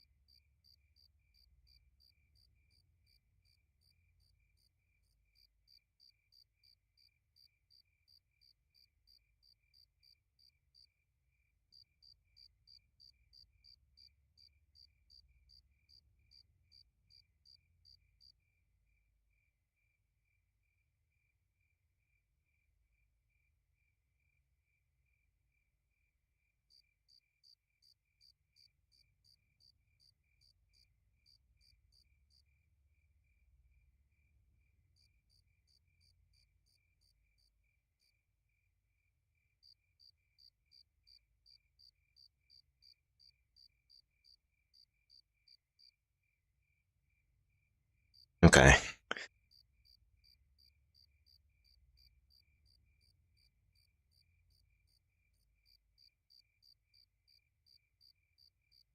So Arcade wasn't sure if that was because he doesn't want to or because he can't.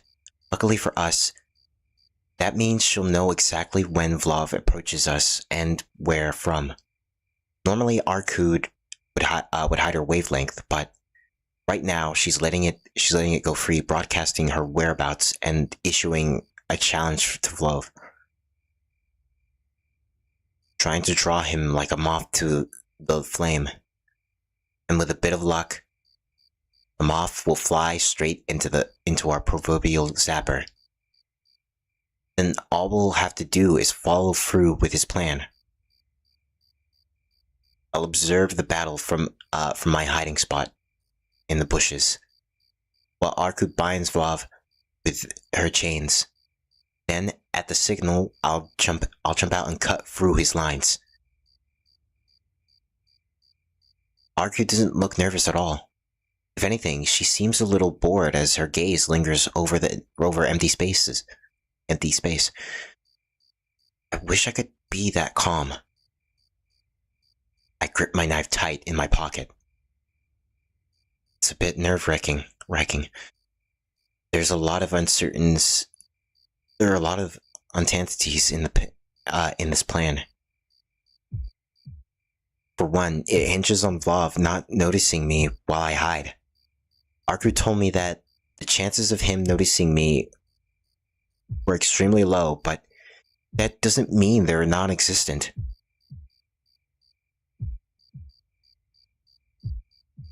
If he doesn't notice me, I'll be done for.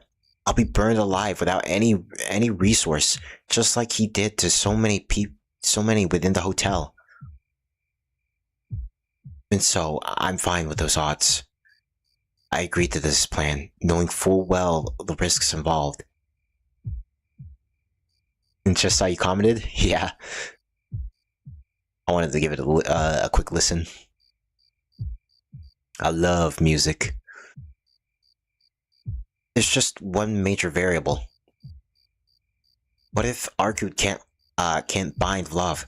In other words, what if love manages to beat Arkud? I'd have to deal with him by myself. It'd be down to me and a single knife to defeat love and save Arkud. Can I even do such a thing? Can I face those flames alone? Just the thought of it makes me tremble. I tighten my grip on the knife, coiling my fingers around the handle, so hard it hurts. Glad you like it? Yeah. An implacable fear wells within me. I can't even pin down what I'm afraid of. Are you scared, Cheeky? Before I realize it, Arkud is standing right in front of me. How pathetic. My quivering must have gotten pretty bad if she noticed. Insanely. So, just imagining that vampire coming for us is freaking me out. Huh? You don't look like it. Yeah, and it's taking all I've got to keep it that way, stupid. She's so bad at reading the mood. I wish she had the slightest clue of what I'm feeling. Why is she the one who's looking hurt? Arkud purses her lips, seemingly dissatisfied with my answer. I'm a vampire too, you know. Yeah, you've told me a million times. Exactly, so why aren't you afraid of me? Based on your idea of vampires, you should despise us. What? I'm a little taken aback by her sudden remark. She's not entirely wrong, but you're an exception. You've never even drunk blood, so you're fine. You're fine in my book, vampire or not. As long as you don't lay a hand on humans, I've got no problem with you. Ah, I guess that's one way to think about it. I guess that convinced her. It's like Arkud's previous hang-up slid off her like water off a duct tape off a duck's back.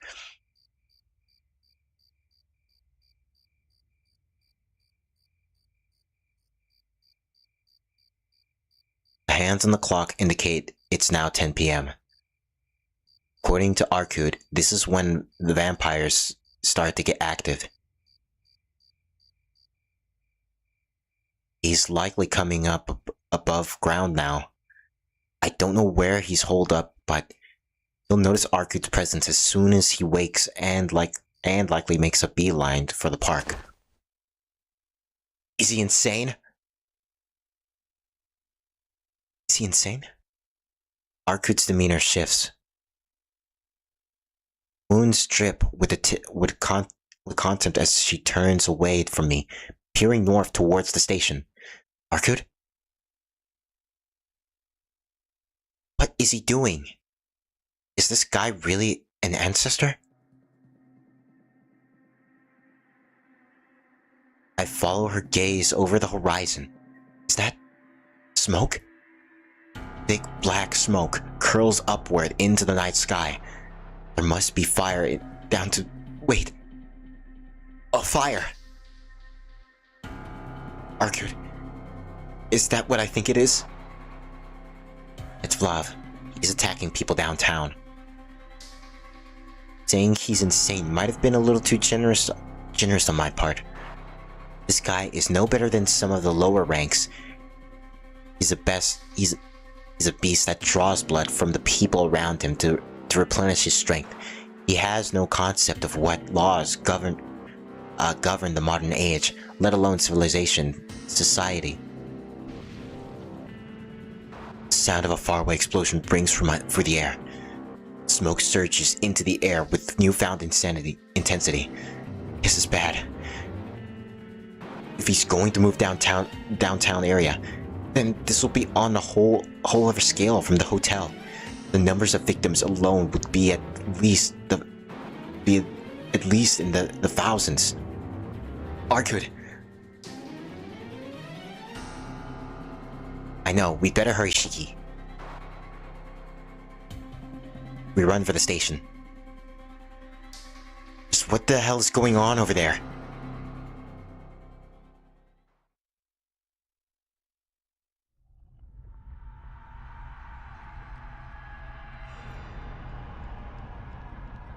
He awakes in agonizing pain. Screams pierce the air. There was a loud grinding noise, like a piece of metal getting caught in a blender. His cries are horrific. Otherworldly. So horrific they even make his minions tremble.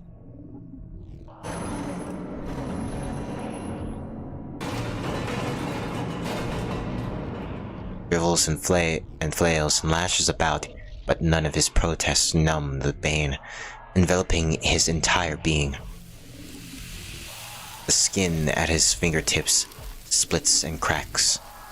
Acid oozes from within, its bones melting and gnawing at the body from the inside out. His heart shivers and corrodes from the neurosis, only to regenerate again, forcing him to prolong his own suffering. An unending cycle of torture, doomed to last as long as he lives.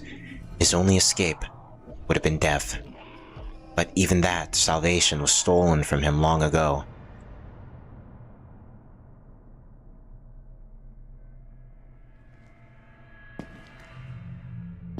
He doesn't remember why he abandoned death. He doesn't remember when it was that death became such a distant concept. All he knows is suffering, cold, pain, heat, fear. His mind is filled with nothing but animalistic screams. He knows that he came to this land in pursuit of something to kill, something. He left the woman he loved behind and crossed the turbulent waters. This is his last chance. He's prepared to reclaim it all, leaving himself no hope for a return journey. The only question is how much remains of him to recover. Day by day, sanity is stripped from his mind. Day by day, the curse consumes his body. Was this fate bestowed upon him as a punishment for crimes committed in some distant past? Not even he remembers. He's already forgotten so many things. Whatever it is he yearns to take back, his sanity is no longer on the table. Sanity was lost to him long ago. Sanity can never be found again. His wealth and assets too were lost when he traversed the ocean, and now there's no way for him to return to his homeland. The only way for him to survive is to turn the foreign land into his second domain.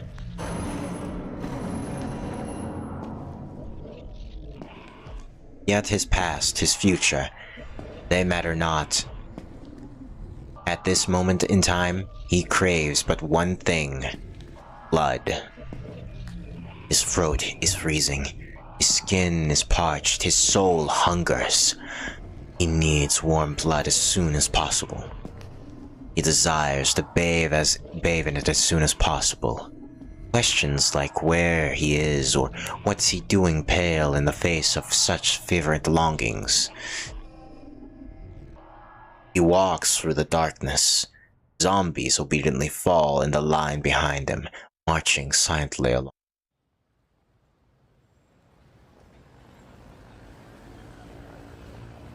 The metal box carries him to the surface, where he creeps aside into the brightly lit street. That very instant,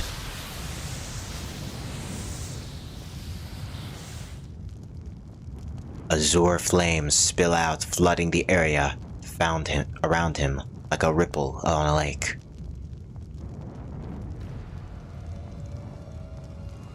The humans in the vicinity had no way of sending the impending danger. Shrouded by a blue haze, he mindlessly steps out onto the crosswalk, ignoring the blinking traffic lights and the van that threatens to crash into him. Meanwhile, his ghoul sees innocent passerby left and right, grabbing them by their shoulders and take them to the ground. A plethora of horrific screams follow, the crunching of bone, the devouring of flesh. And though the people scream and cry, none of them flee. By the time they realize this terrible reality has fallen them, they have no resource. The van collides with the strange man, but the moment of impact it splits down the center. In less than a minute, those caught by the ghouls are reduced to pitiful scraps of flesh. Flames fan out to the area, scorching the legs of those trying to escape until they are little more than charred stumps. Their wriggling torsos remain behind fodder for the ghouls to feed on. Hell's pandemonium given life on Earth. Why? In the middle of the pandemonium, the man regains a glimmer of reason. He squints dazzling light around him, though his thoughts are still drenched in his own pain. The sight stirs disgust within him, providing a brief moment of clarity. Why must this town be so glaring? Filth is something one ought to conceal. Is it the custom of this land to bear it to the world? Before him is a vast canopy of human.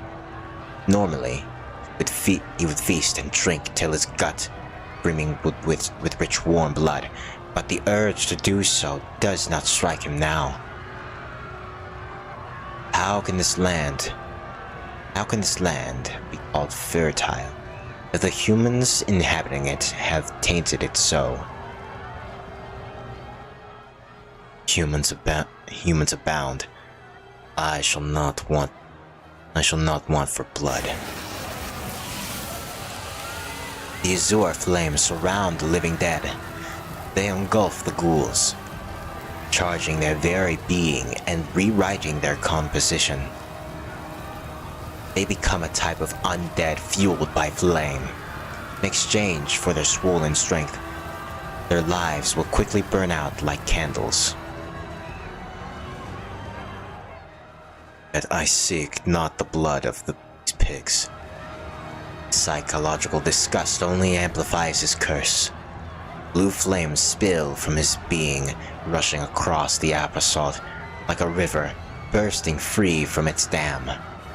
There it finds and claws and devours all living things.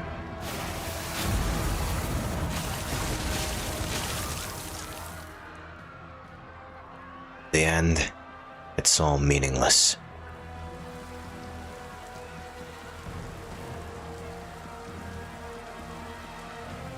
Serried human fruits burst and spew their warm juices as he tramples over their flesh. He accepts their offerings with head bent in distaste and acts truant to being showered in vomit, but what other choice does he have? If he were not behind in disgrace, his body would not move. This light, this prosperity, all of it is meaningless to me.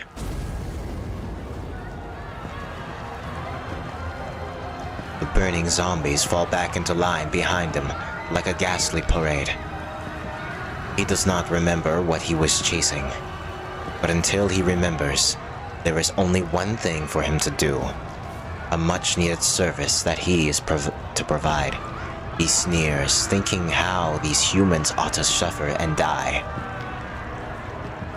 Yes, this bloated den of humanity deserves a wretched end.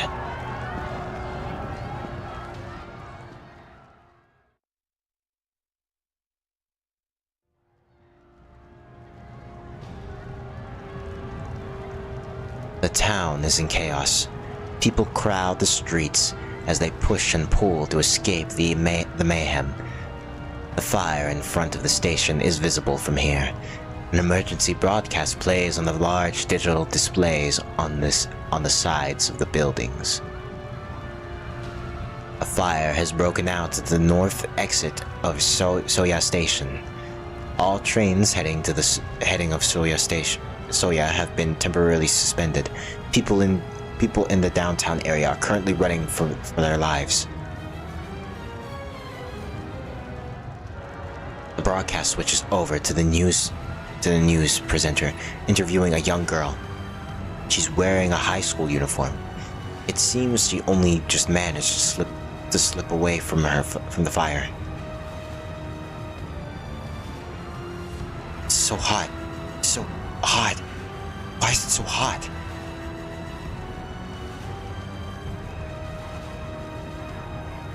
Those things at Yuka, they even bit my arm.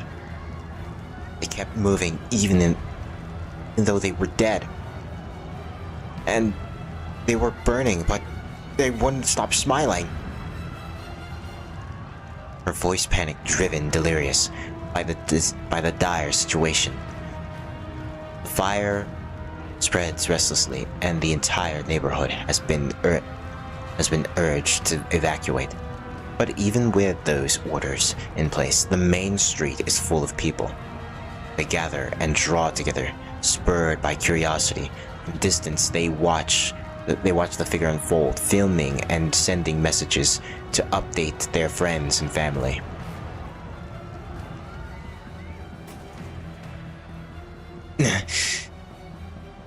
The road to the station has already been blocked off. Fire prevention, perhaps. No, it's too soon for that. There's still too many people in the area to be blocking off like this. It's almost like they're trying to keep whatever is inside from escaping.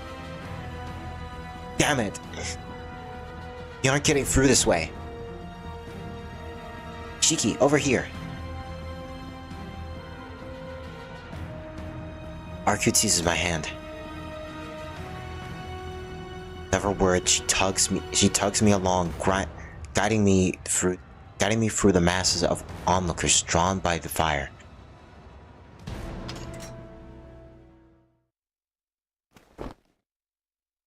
Whoa!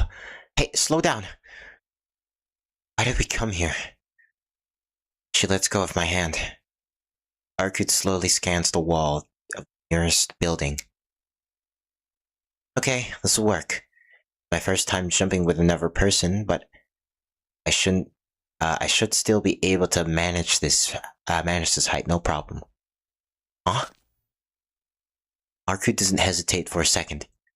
She grabs my arms, as if to secure me. We're jumping. Hold on tight, Shiki.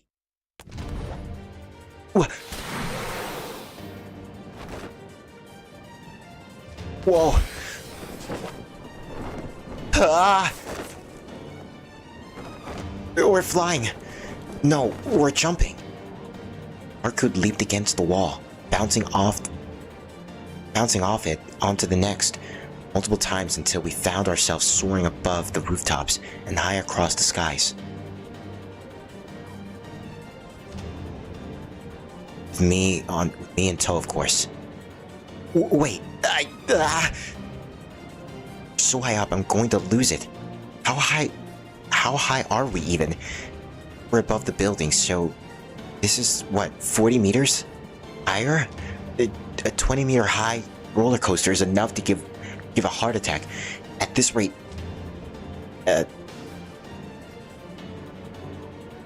and this gotta be double that. All with my feet dangling over the space. Huh? Shiki, If you don't stop screaming, you'll bite your tongue.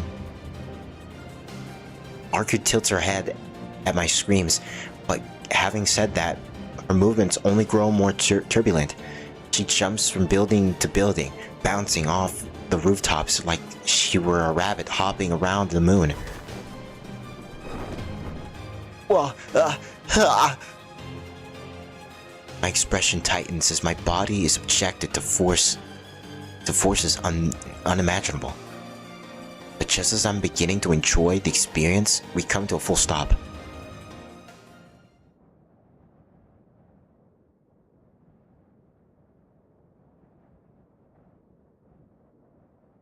We're atop of a tall building that provides us a panorama of the city. A rooftop garden concealed from unwanted eyes, yet here we stand.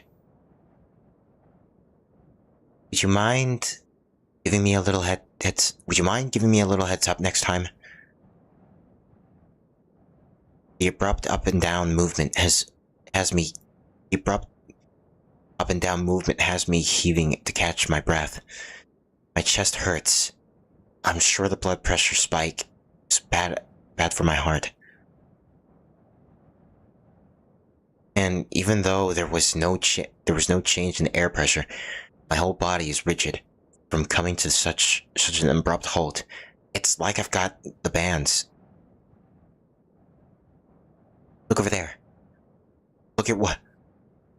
I don't manage to finish the thought. For a moment, I even forgot about my racing heart. It's all on fire. Our city, this place that I know so well, its familiar buildings are awash in a sea of flame. What? My eyes adjust to the sight and I see tragedy play out in full view.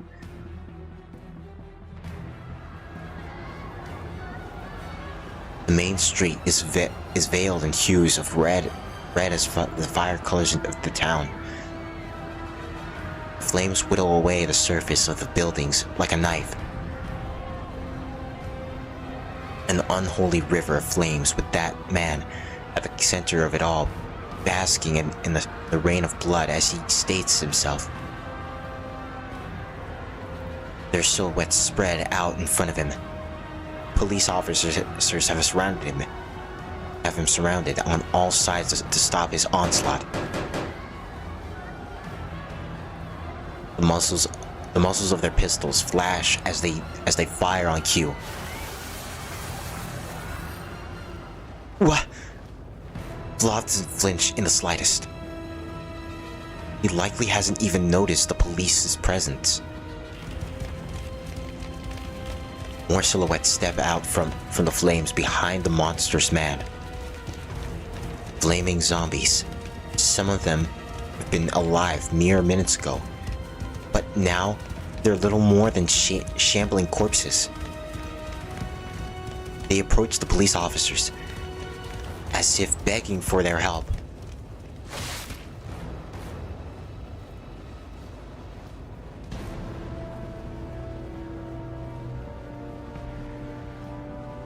What the hell just happened? Utter disbelief coats my voice. It's too late to turn back now. All the urgent bravado I had for this mission was balanced away by the sight of the town. The only thing left is pure horror. So this is a vampire's true power. A power that enables him to kill people just by existing. And we're supposed to defeat him? Looks like the church hasn't showed up. Such an astonishing display should have drawn them out by now. I guess that means they really didn't dispatch anyone to this country. That said, they closed down traffic fairly quickly. Maybe there's an executor around, just not one of their warriors. Arcute's focus lies elsewhere, away from the river of flames. She seems to be on guard for something else. Well, Shiki, what do you want to do? As you can see, Vlav isn't sound of mind right now. He isn't even trying to find me anymore. The only thing on his mind is slaughter. If we just leave him be, he'll burn through his verses and grow weak. Knowing Vlav, he'll probably burn down the entire city before that happens, but after he's done, he'll be weak enough for me to defeat by myself. You want to take it easy? To sit back and watch till our chance arrives, or... I know what she's saying. Do I want to brave the danger to save these lives? She must already know my answer, but she's still checking my resolve one last time. The chill crawls down my back, but I stare back with as much willpower as I can muster. Got it? Our objective remains unchanged then. Well, if seeing all this won't change your mind, you might be insane as Vlav.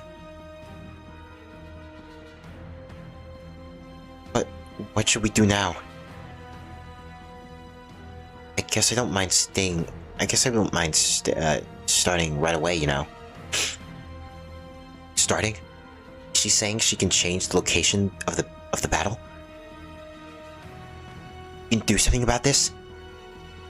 Hopefully it's not like I want to be out here in plain either. Then please, get him out of here. Got it. I'll take him down below. There's some kind of cavern beneath these roads anyway. Take him below? A cavern? What is she talking about? Never mind. This isn't the time to be asking questions. We've got to get him away from here as fast as we can. But remember what we promised. You're gonna come in after me, okay? Before my mind has time to catch up with all she said, Archer jumps. She abandons me on the roof and leaps into the void.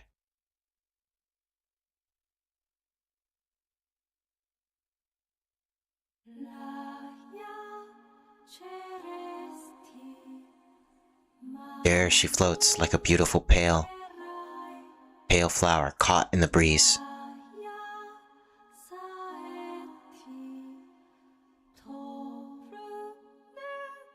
A flurry of air catches her body as she falls from the rooftop.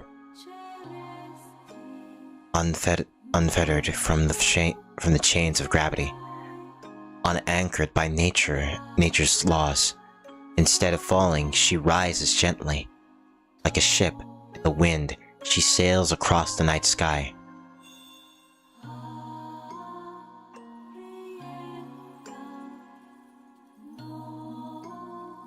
I can't even be surprised. She's like an infant, incarnate of the planet. Every fluctuation that plays across its surface belongs to her. All of nature's blessings, all its fury, that which nurtures life and that which destroys it, both are hers to wield, to embody. Here we go. The beautiful flower swivels her body away from the moon. Her attention shifts from the skies to the ground.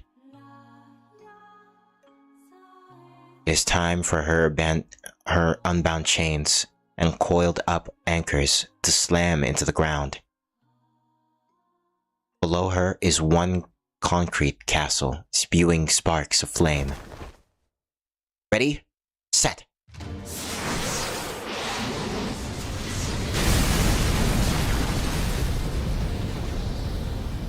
The flower that bloomed in the night sky transforms into a falling star. The moon lily becomes a tempest to blow away the conflagration.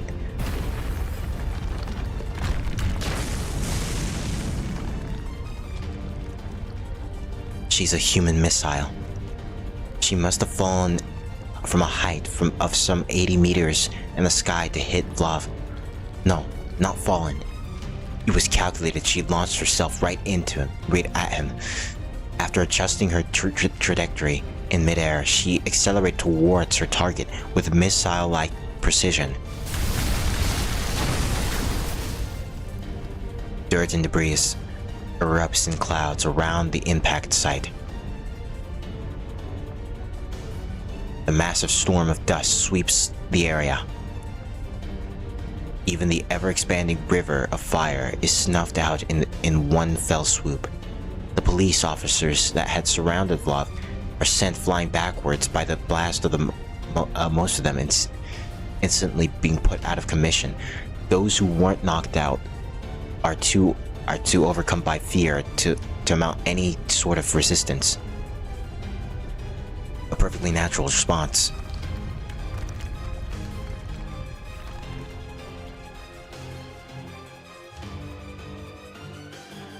Holy crap! The dust is unveiling the scene below, or what's left of it anyway. Arkut's attack didn't just take out Vlav. She plunged into the earth and shattered it through its surface, taking a section of the station's north exit and a good chunk of the shopping district down with her. So this is what she meant when she said she'd take him down. The crater has got to be at least 40 meters deep.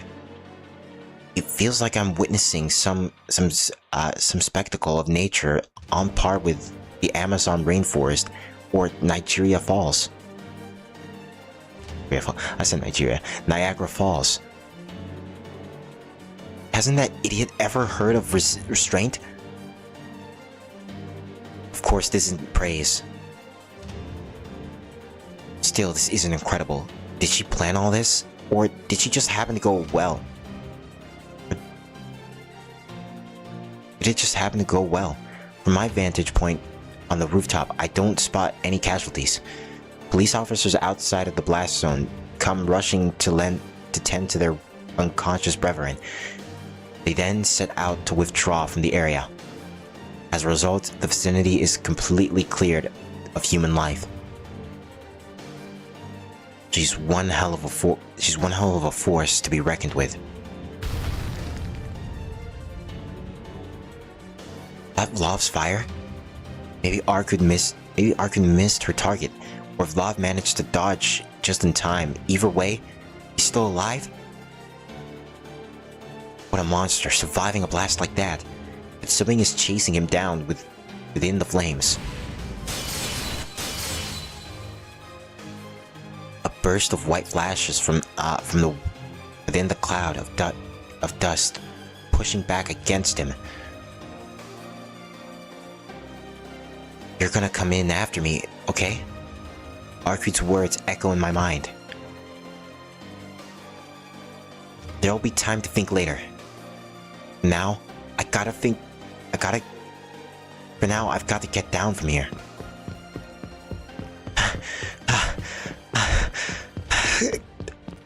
I make for the stairs. I cut through the lock on the door with my knife.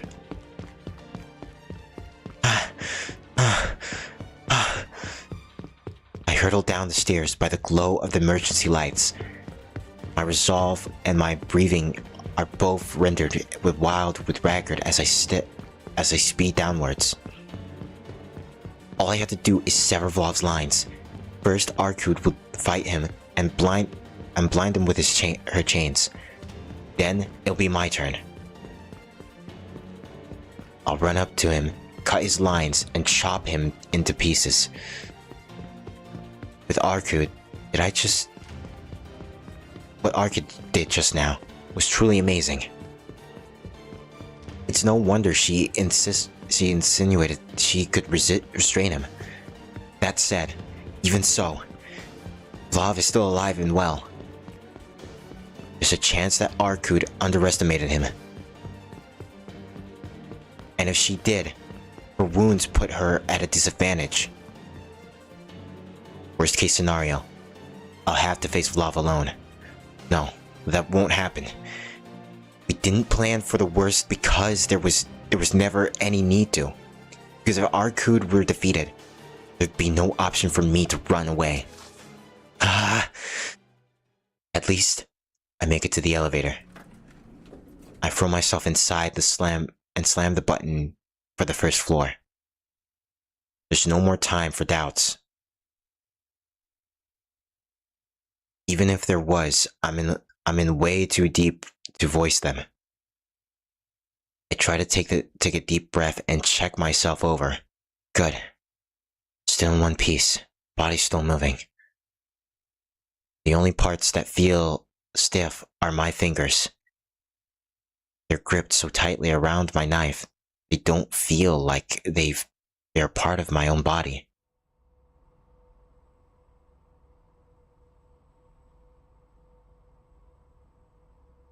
Is this fear I'm feeling? Am I scared of facing that monster? That incarnation of violence? If that's all it is, then I'm fine. At least this proves I'm still in my right mind. This is a creature that can kill just by being in close proximity to someone. Any human ought to be afraid of that. But that leaves one other fear. A real problem. Namely, I'm more afraid of killing than being killed. My breathing quickens. My heart thumps faster in my chest like it's trying to break free from my own body. I arrive at the first floor. Adjusting my grip on my knife, I run as fast as I can toward my crater. I step out of the building and witness the mountains of rubble before me. Slowly I inch closer to the crater, stopping just short of where the ground caved to peer over the edge. It's definitely 40 meters deep. There was a park here once, but there's no trace of it now. Debris scattered across the slope all the way down to where it bottoms out into the cavern. It looks like it'll be steep to climb back up, though I should be able to get down safely enough. Which is why I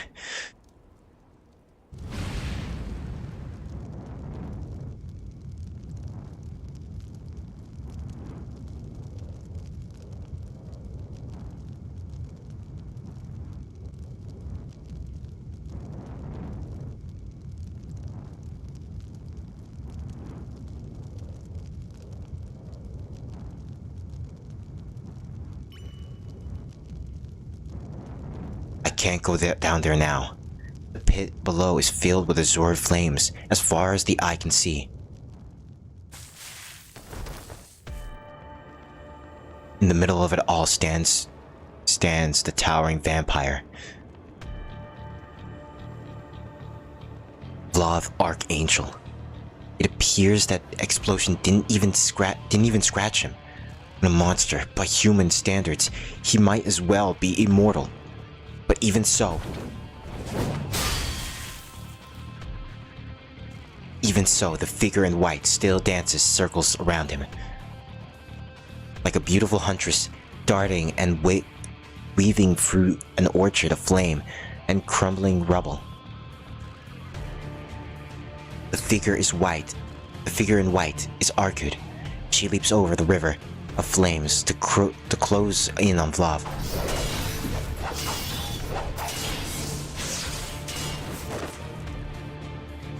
In his hand is some crude weapon.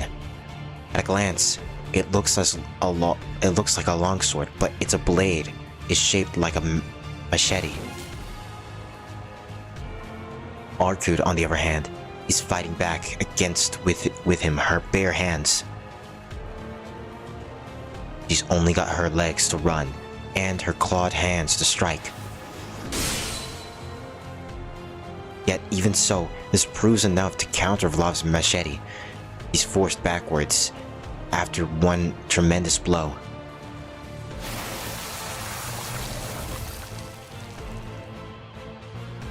The wound left on his arm is deep enough for me to see the bone beneath. But the sight lasts only a moment. By the time Arkud slashes open Vlov's flesh, his blood is already flowing over it, repairing the gash. Arkud warned me about this. Vampires won't die as long as their supply of blood isn't exhausted. It's just like she said. A wound fatal to that ordinary creature disappeared in the blink of an eye like it was never there. He swings his heavy blade without fear. Arkud is careful not to overextend. Whether she lands a blow, she quickly leaps back just out of his blade's reach. She must be wary of him landing a counterstrike. No, that's not it. Her face says it all. She's enjoying the chase. Is resilience to death the only thing you've got going for you? Oh, how the 27 ancestors have fallen. Do you plan to die before you even show me your trump card?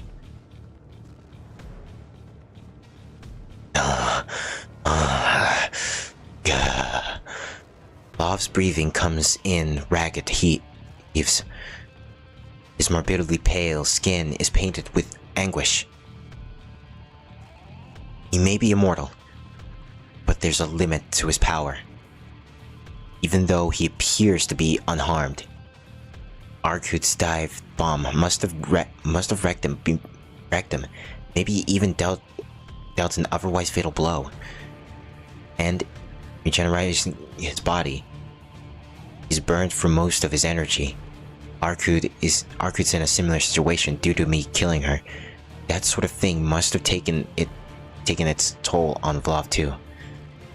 I take it she's thinking the same thing. So she's distancing herself after each attack, essentially baiting Vlov to move for the kill, hoping he'll risk it all on a full-blown counterattack.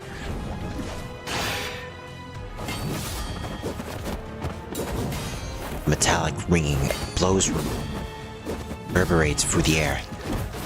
Vlov's breathing is a mess. No, this is... An awful foreboding chill creeps up my back. Arkud's got an upper hand, and Vlov is clearly getting exhausted. So why am I feeling so uneasy watching all this unfold? As if Arkud's claws are no longer hitting him like they were before. Worse, despite Vlov's ragged appearance, his machete play, is still top-notch. As if he can see right through Arkud's actions, anticipations, and calculating her every move. But worst of all, he still haven't used the flaming claw of his yet. Ugh. Huh? Vlov howls.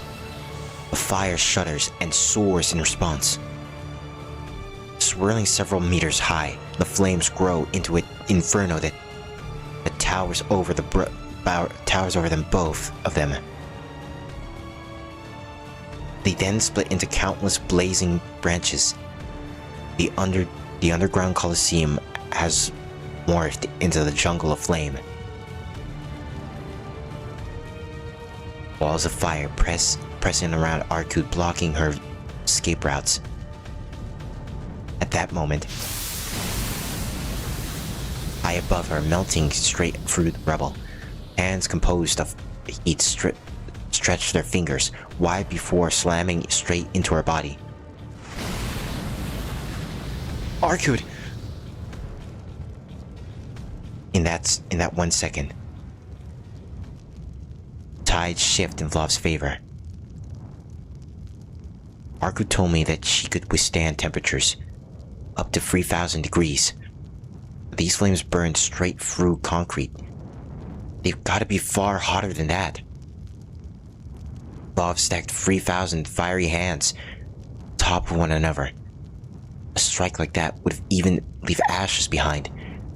She never had a chance of escape, and now the fire only severs to lap its prey.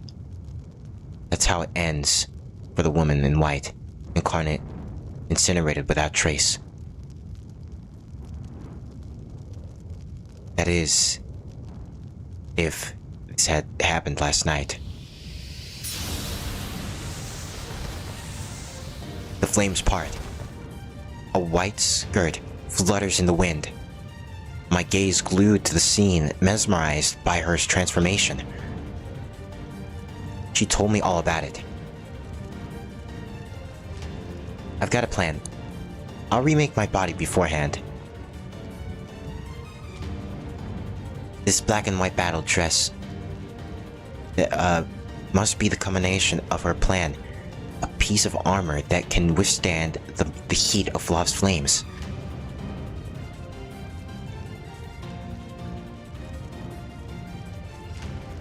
I wonder if it looks the way it does because it's absorbed his flames of it, or if Arkud made it that way.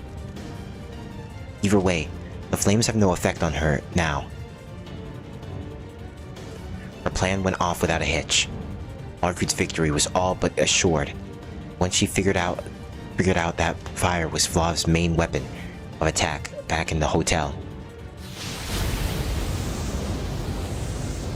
Flav assails her with more fiery claws, but Arkud bats them away with a casual flick of her left wrist. As easily as parting her hair, she cleaves through the wall of flames, scattering them left and right. The sparks that manage to touch her white dress sizzles and fade in submission. Her golden hair streaks behind her like a shooting star. The way she moves and swings her claws now is unlike anything I've seen her do so far. Love is forced to stumble back helpless against her onslaught. The difference between them is outstanding. It's hardly even a contest anymore. Love went from hunter to hunted the second his flames were rendered useless. Arkud is absolutely relentless, inflicting fatal wound after fatal wound as she concerns the vampire. The only reason Flav's still standing must be because he's still got some blood in reserve. But that will run out sooner or later, entirely since there's no one left in the area for him to feed off of. All that's left is which is already flows within his body. Just a few hits like this, and that'll be gone too. He'll be starved, and once he no longer possesses the fuel he needs to regenerate, he'll be a little more than regular corpse. Stop this. A plea for mercy. Undignified like a spoiled child. Gone is his skill displayed with the machete. His swings turn wild. Grins as he haphazardly lunges at Arkud, almost like he were trying to cast away his fears, but she doesn't miss her chance to retaliate.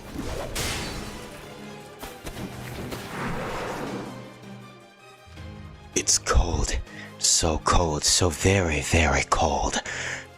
The vampire cries as he leaps into the air.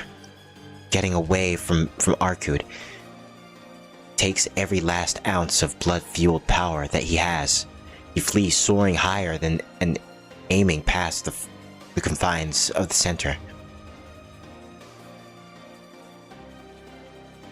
Even a 40-meter deep crater isn't enough to keep him trapped. It's likely that he intends to scour the surface for more blood to replenish his supply. But ivy wraps around his legs before he has the chance to escape. It sprouts from the earth, in a flash tangling itself around the vampire with incredible force and drags him right back into the center of the hole.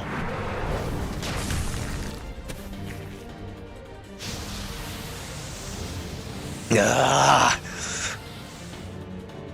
The river at Flav's feet is reignited. I watch as the azure flames turn the ivy to ash. But it's not enough to release him of his shackles. New vines spring forth from the topsoil of ashes. No matter how many times he burns through them, the chains remain unbroken, reviving again and again like a phoenix. Even the immortality of a vampire pales in comparison to nature's infinite cycle of rebirth. These vines are that the cycle of made manifest. Short of burning down the entire planet, there's no way to escape them. No amount of vampire powers or curses can extinguish nature's breath. Arku dashes in his direction. Everything about her, posture and demeanor tells me that she's going in for the final blow. She's already crushed every last one of his attacks. Finally, she's decided to put an end to this. I'm happy to let her do the honors. She doesn't even need my involvement. Any moment now, Arkud will crush Vlav. There's just one thing. Even with our victory so close at hand, my heart beats like crazy. Something feels wrong. His agony is labored with labored breath. Something tells me that things aren't as they seem. His anguish painted on his sallow face is clearer than ever. This instance, he alone inhabits a different world. A white breath so out of place amidst the fiery sea that envelops him. I know that look in his eyes. It's one of obsession and of self-preservation. He's both the aggressor and the victim. Which is when I realize that we made a huge mistake. Damn it. What am I thinking at a time like this? Arkut's victory is already guaranteed. I'd be an idiot to try and interfere now. I ought to sit here and observe. There's no need for me to plunge into that hellscape. Knowing that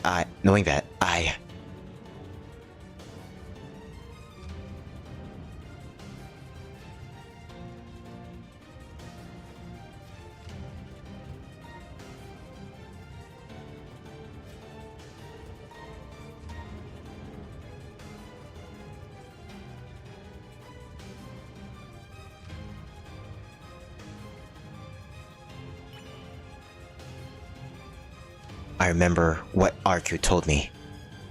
Beating a vampire means defeating whatever special abilities they possess. The problem is that we were looking at the wrong ability. In focusing on that fire, we overlooked everything else. But that's not where his true power lies. Arku, we were wrong. It's the other way around. I shout at her from high above. But I'm too far. My voice won't reach her. Despite it all, I scream with all my might. I know what type of power this vampire wields. It's not heat, but ice.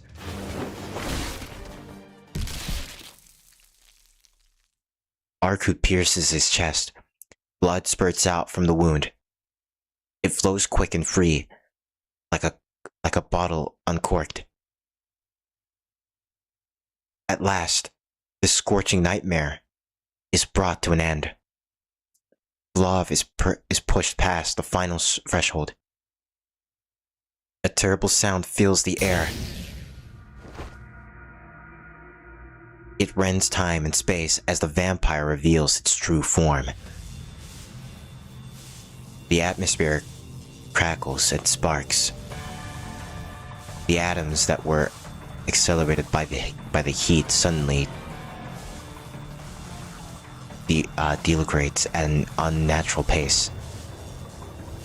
Electrons bounce off the ultra-cold matter and with nowhere to go, react with the atmosphere. The blue flames that covered the ground around him were never really flames at all. There were no exterminating reaction akin to the vaporization, the very earth rapidly losing heat. This world is... Extends one of his cold-blooded arms. His fingers are spread wide, palm open, if craving warmth. So very, very cold. The beautiful huntress is enveloped in brightly light.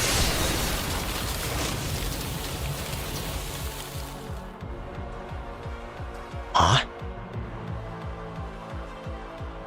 It wasn't that just the temperature just dropped. The world itself underwent a drastic change. A torrent of ice blows Arcute away and engulfs the city beyond. Everything is frozen, from the ground in the pit below to the roofs of the skyscrapers. All in a flash. I wonder if anyone is left in those buildings.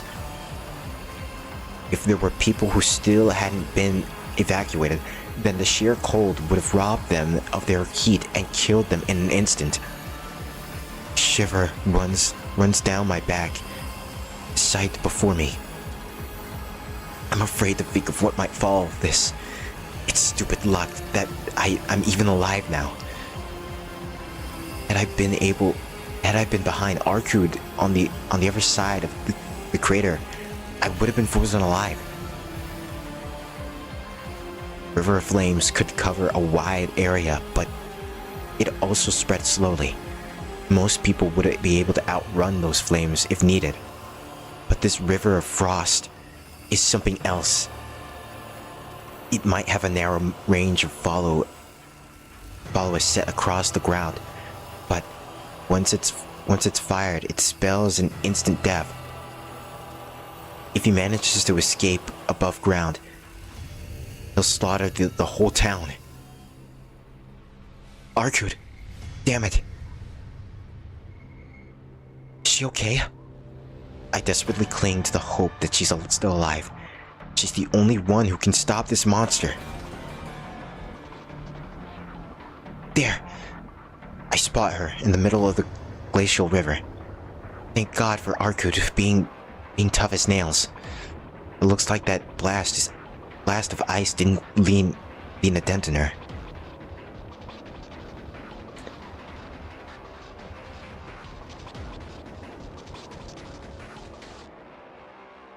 I see how it is now. It's not that you're insane, you're just fleeting from your sanity. I suppose even a third-rate dead apostle can topple their superiors if they possess the right principle. Thanks for the wake-up call, Vlav, Archangel. Arcute stands untouched at the center of the glacier.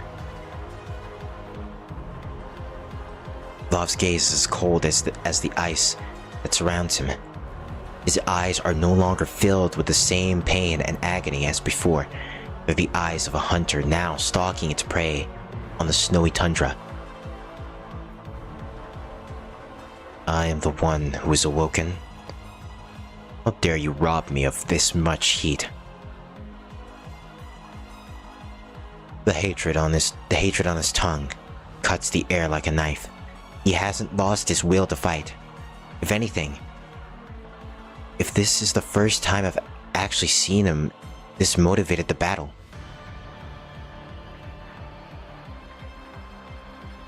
Count yourself lucky, Vlav. Normally I'd have finished you off before you came to your senses. Thank a certain slasher for making me too weak to bring you salvation quickly. Though that's but a temporary matter. I see. I understand now. Your power is indeed a far cry from what I heard you can muster. How fortunate How fortunate I am to face you now, weakened as you are. Though I hate to admit it, you're right. But both of us on our last legs, the next move will end with one of us being wiped from this earth. So before we get to that, I'll show you the least bit of courtesy. Answer me, lowly servant. Mark of the ancestor, Lesion of the root, whirling hollow, bastard seed of newborn principle. What is blood to you? Arkud sounds oddly dire, even considering the situation. Her question sounds like she's condemning him. Even Vlov looks like he was taken by surprise.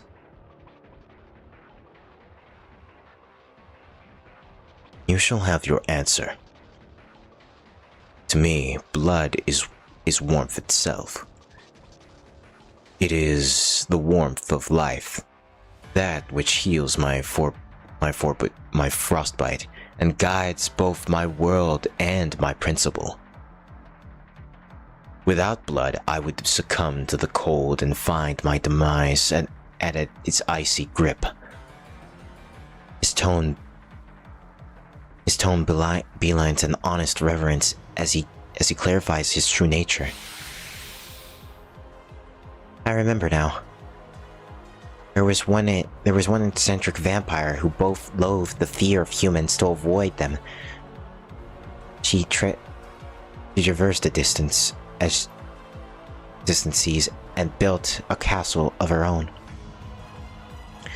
One of the 27 ancestors, Zarya of Bofbom. I heard that she never sired any children despite having her principal to rule over her domain for more than a millennium. In which case, I suppose you killed her and robbed her? Correct. I am no successor. I am but a knight. No, I was once a knight. Entirely, I was never meant for my grasp.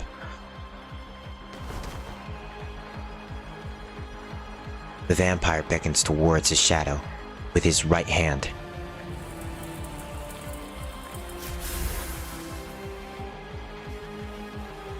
Out of his unnaturally stenched umbra emerges a strange and massive weapon. But such a thing was unsuited for my master. Thus, I took it upon my own. I became a knight who upsurred his liege and stole her throne. Now her principal is mine alone.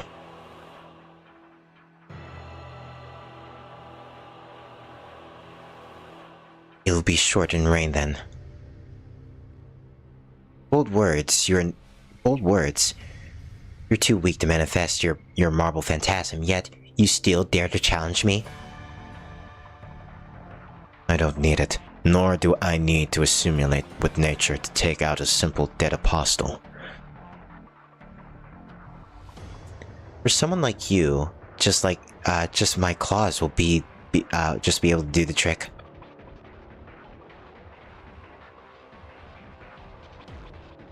The corner of his lips curve into a smile. His gallant features twist into that of a hideous beast. It's a weary smile, as if to confirm Arkut's accusation. The strongest beings are those who are balanced yet ever-changing.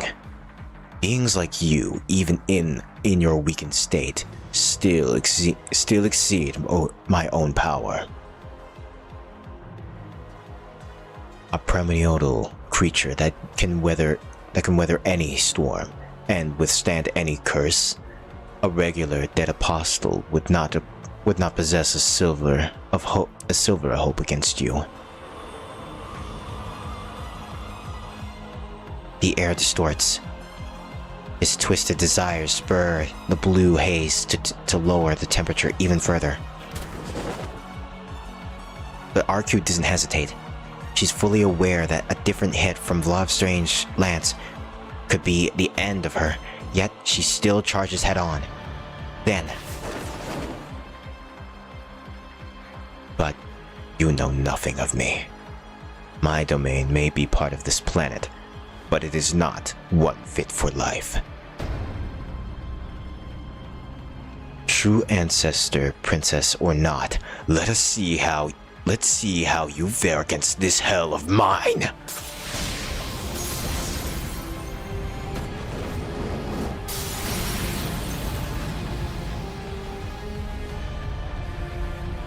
Flurry of ice, cold gusts spread outwards from Vlov. Arcute comes to an abrupt halt and throws up her hands in front of her as if to protect herself. The wind screeches as it blanks the surrounding in temperatures approaching absolute zero.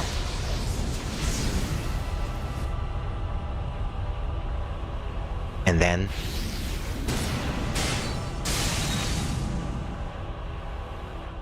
the giant, overworldly spear shatters Arcute's pure white dress.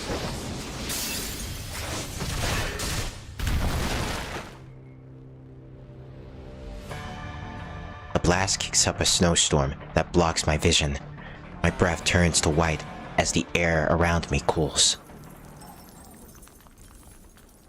The blizzard clears, revealing Arcute crumpled on the rubble, a few dozen meters from Vlov. Nothing remains of her fireproof dress. She's gone back to her original form.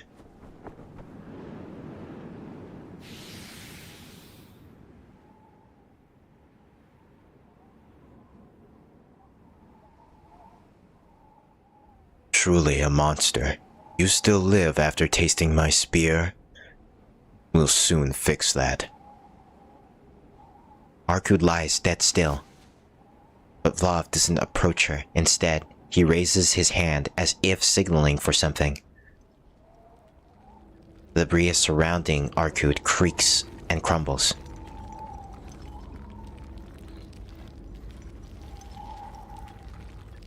Beneath the rubble, the clawed hands of zombies scratch and groan as they crawl out of the dirt.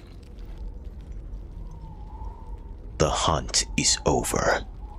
Go bring her body to me. I will take what is hers. I will take that versatile blood capable of overcoming all suffering. At Vlov's command, the zombies head to where Arcute lies motionless. It's over? Our plan failed? There won't be another chance to chain up Vlov. Arcute's gone. The city's wrapped in the grim cold. Everyone is as good as dead. What I see before me is the final moments before the world as I know it ends.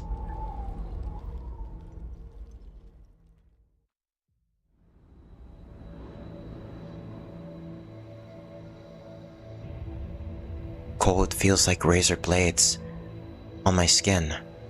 My body temperature is dropping rapidly. Even living is a challenge in this extreme weather. My brain's gears grind. The pressure in my skull rises.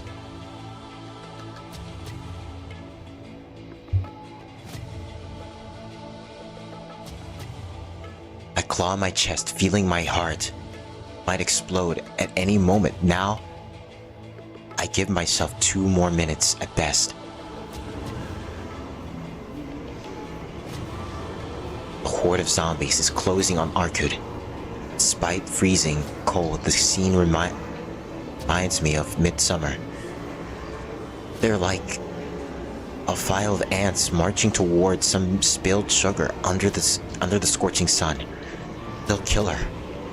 They'll tear her limb from limb, just like I did. Just like you did once. Yet I stand here watching it all unfold from the for the safety of this sledge. At this rate, they'll... At this rate...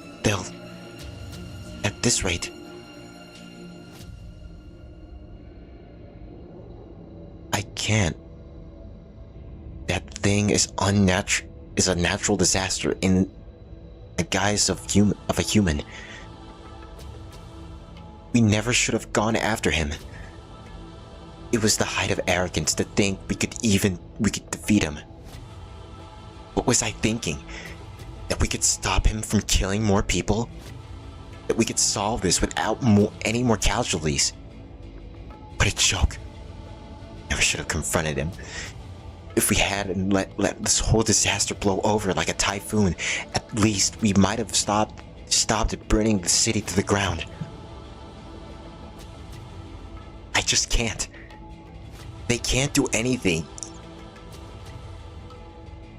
You chose to do nothing. They had nothing to fight back with. You have a weapon. Pressure builds against my skull. Thoughts turn to disarray as common sense wrestles with illusion. My consciousness turns to flee.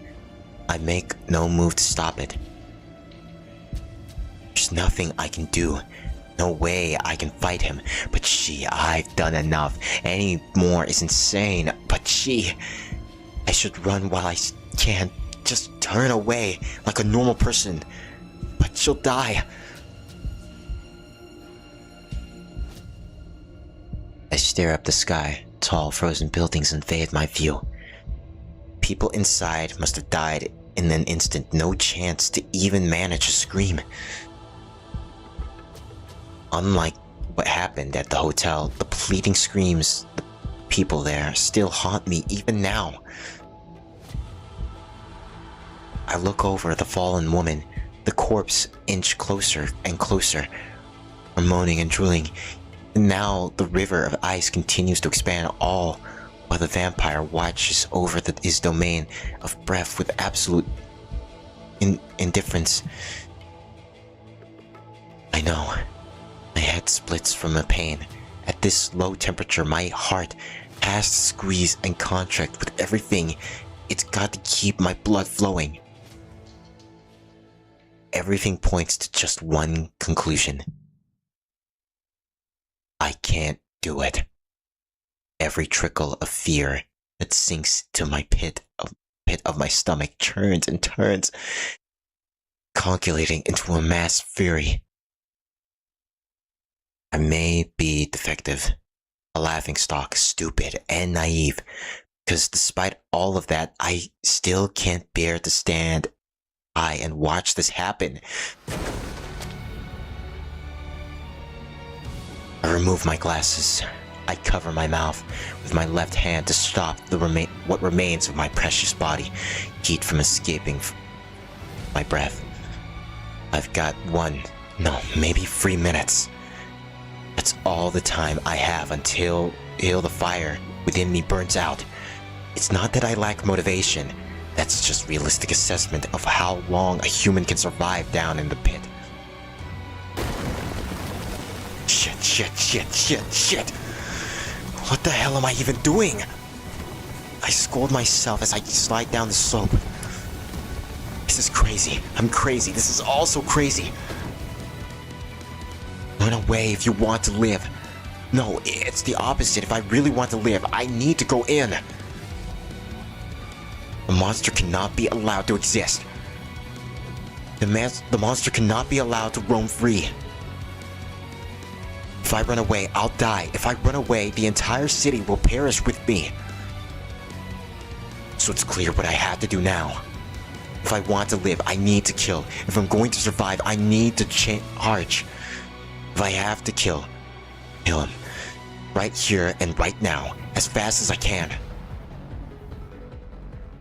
My patience for this creature has already run thin.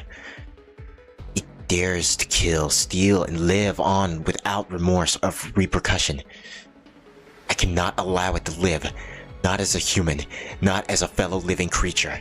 As long as this thing lives, it will be my prey. I will tear it out, its life forced by the root. I run towards Arcud. The zombies are about to press their teeth into her teeth, tender flesh. I remember the question she asked me earlier. Can I actually bring myself to kill? Whether they are truly human or not, can I kill something that looks so human? It doesn't matter now. My head simply aches. I've never gone without my glasses for this long. I've never been this objective in my thinking. In my frenzied state, I make quick note of where each death line on their bodies.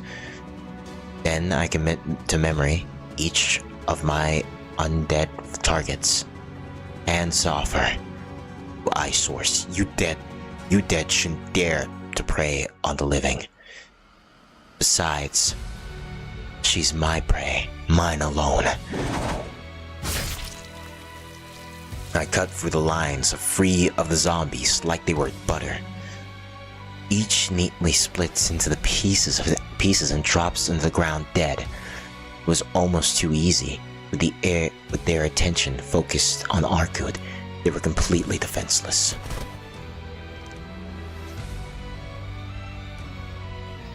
Wake up. How long do you plan to just lying there?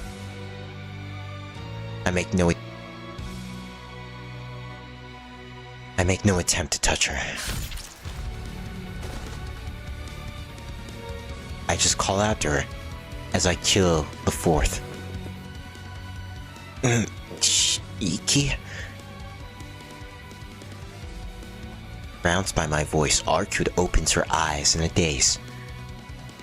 What are you doing here? Run already! She pushes herself off the ground, but the toll of her is evident. Her face and posture. She comes to. She's alive, though her wounds haven't healed. It looks like Arcud won't be able to move anytime soon. She's the one who ought to be running away, not me. Unfortunately, I don't exactly have it in me to get her to safety.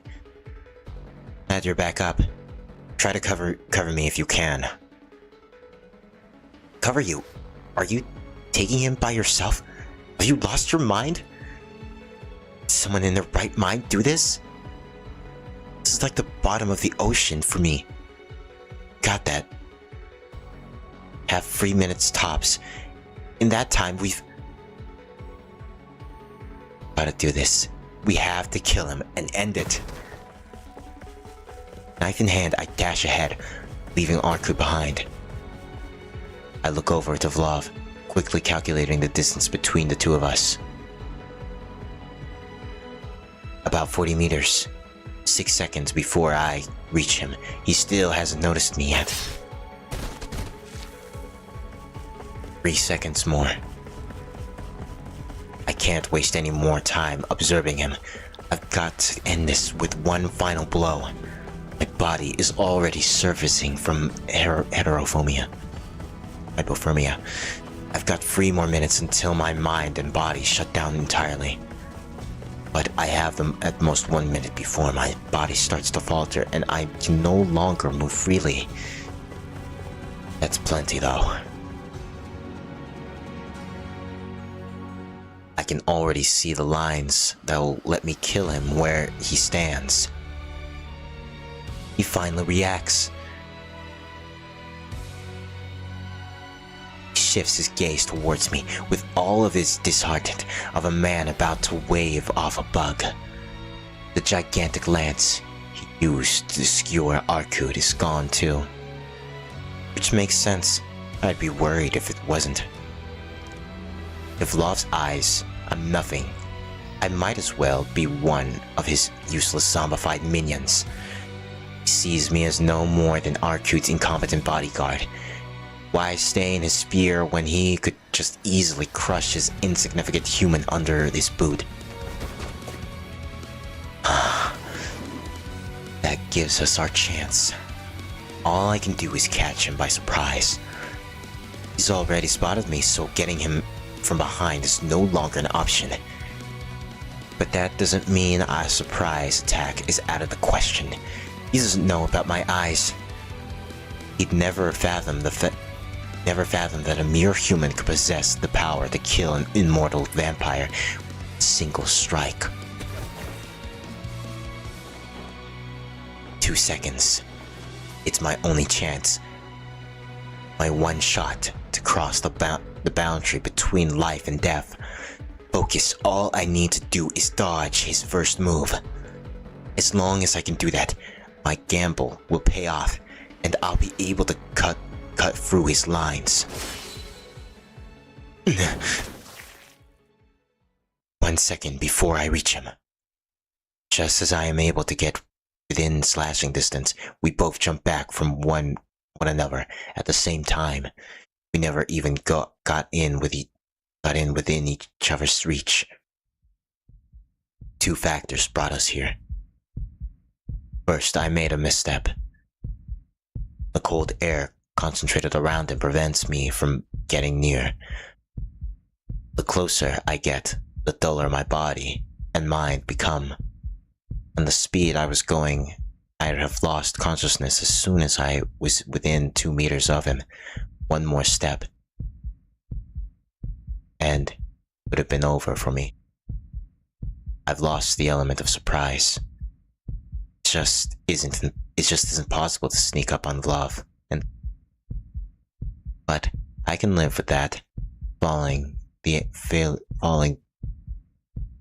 the ambush was something I had accounted for. There's one other problem though. A problem far more deadly. That bastard. My rage throbs behind my temples, mixing with the headache. Going without glasses for so long. I still can't believe it. He somehow managed to read me. Must have some kind of intuition. A primal instinct to survive that would put any wild animal to shame. He would have had no reason to fear me, yet he somehow sensed that I have some method of killing him. In that fearless instant, he recognized me as a threat, leaping away without another moment's thought. Why did you withdraw?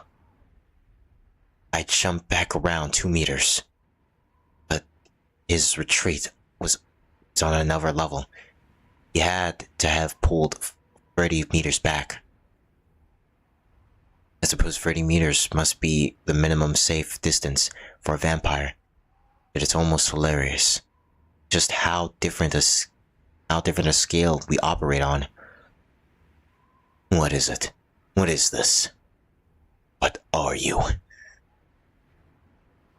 Took the words right out of my mouth. My luck has quickly gone down the drain. He'll never let me close this gap between us again. I've recognized that I won't be able to take him down, whereas he's figured out that I possess a way to kill him. From here on out, it'll be... Very well. You will not approach me. You will die where you stand. A long-distance massacre. The cold air condenses, forming an icy object in midair.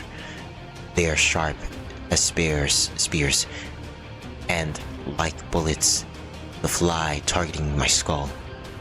Do I dodge, or do I try to take them? Should I waste my weapon here or continue to conceal it? The decision is made on instinct. The headache wrings my brain like a wet towel. My eyes hone in on the instrument of death, like the focus being adjusted on a camera. If I cut the lines, spears of ice, their immateria, the very bonds holding them together, be killed right in front of me. Death takes aim at my temples. I align my knife with my projectiles. Humans were once feral beasts too. We're still host to that acute reflexes and instincts we had during that bygone time. As long as I'm free to move my body as I wish, these icicles are no deadlier than a pea shooter. However, I've used up my only shot at a surprise attack. His eyes tell me everything I need to know. He saw what I just did now. He doesn't have to understand how I did it, but I'll never be close enough to do it. I've lost my only avenue to victory. Should I really have shown him my trump card so soon? No, I shouldn't have. But it's not like I had another choice. I had to play my best hand in order to survive. I'll just have to find something that can make up for it.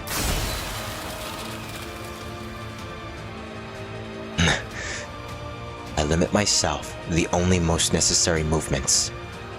Even if I can't get close to him, I should at least try to converse my energy. There's only two more minutes left till my time limit. My fear is cast out by excitement. Caught in the battle for survival, my perspective on life and death gets turned upside down. That was no miracle. Yet, it defies any sense. By what means does this man pass through my first like water?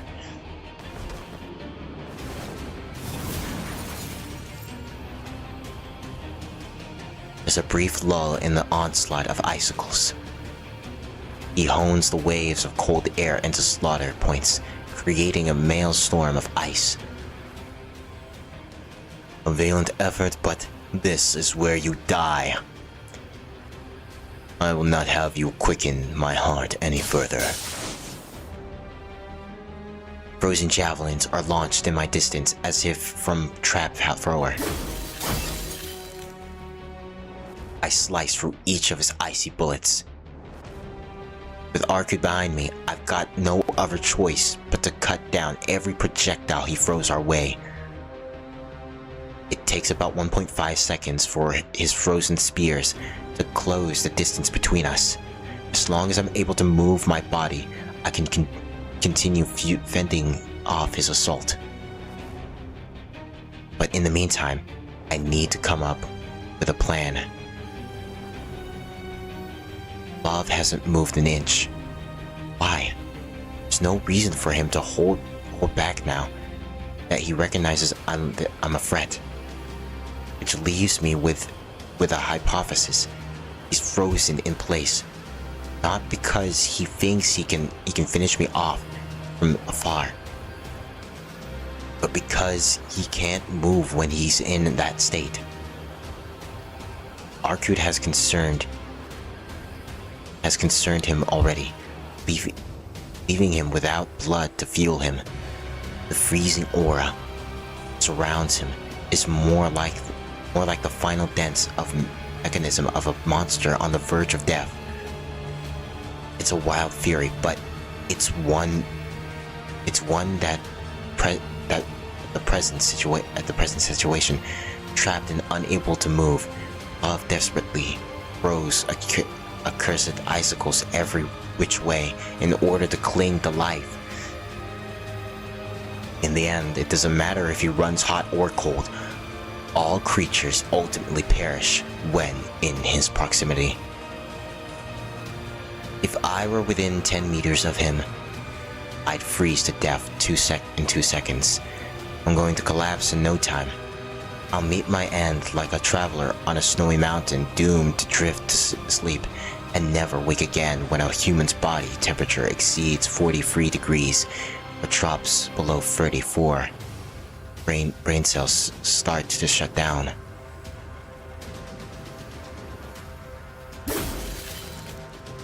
But I can't lose myself in the details.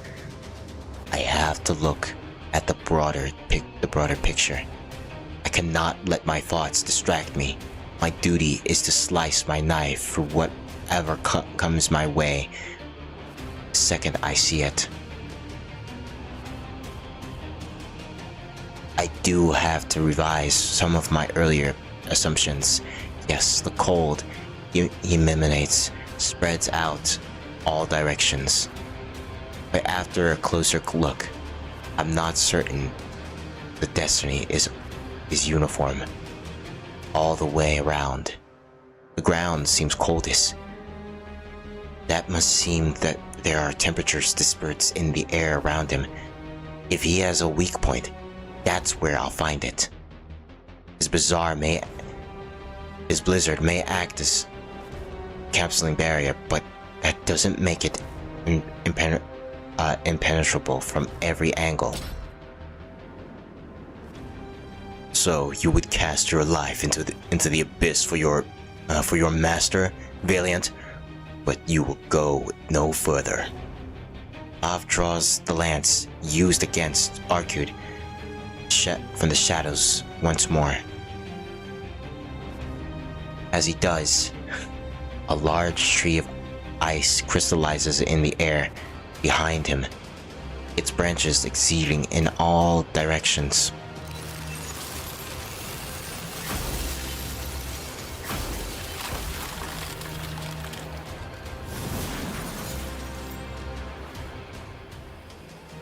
I will simply overwhelm you with numbers. His attack interrupts my analysis. I focus again on enterprising his projectiles. There's no way I can kill all of the icicles in this time. I'll have to take a hit. No, I can't let that happen. It's too soon to give up. I can't afford to take the slightest grace. Bleeding here, be death. The unforgiving cold would strip me of life before the minute was out. So I have no option but to kill. One way or another, I must. I reboot my consciousness and see the lines. Only the lines. One by one, I take note of my prey, 26 in all. I devise my plan, plot where to move, where to slice and kill, where to dodge. At the center of it all, I see it. That is which far transcends all the lines of death surrounding it. A perfect point for where the lines are born, a place where death converges.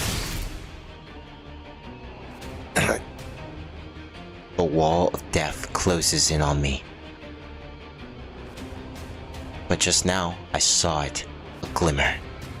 Just as I'm going to die here, so too does the possibility exist of him dying. But I've already reached my limits. Shigitono's out of ways to ensure his survival. The icicles rip throughout the flesh of my left thigh and the right side of my abdomen. Precious heat is robbed from my extremities. My ligaments scream as each sudden stop chews away more muscle fibers. Cells within are instantly destroyed by the ultra-cold temperature. My fingers grow numb. I can barely move my limbs. This is it. Chance at victory, slipping out of sight. Whether he finishes me off or not, I'll be dead within a minute. Love or Arcud or anyone else were watching me now. They'd think the same, I'm sure of it. But no one believes it than me. So then, why? must be some primal animal instinct. Why is it that you're smiling? All this.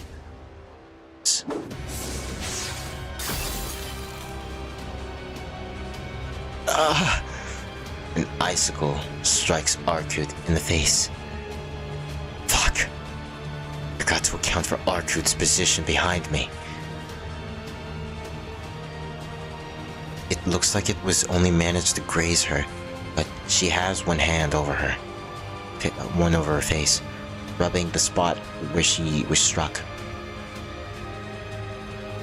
What kind of person takes a hit like that? The face and comes out with barely a scratch. Ow! Ow! I'm reminded once more of just what a monster Arcud is. Buries one hand into the ground, pulls out a massive slab of earth as easily as someone might dig through sand with a shovel. Then, as if to rebuke love for the pain that caused her, flings the rock in his direction.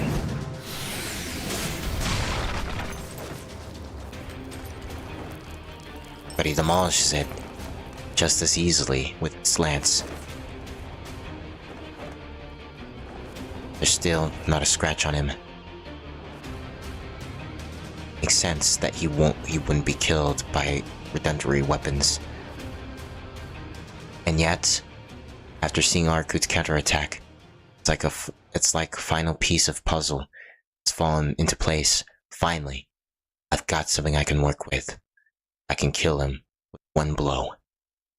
But to do that, I had to strike him before my body shuts down from the cold. How though? My legs won't carry me the distance they need to a span in 2 seconds. Need something faster.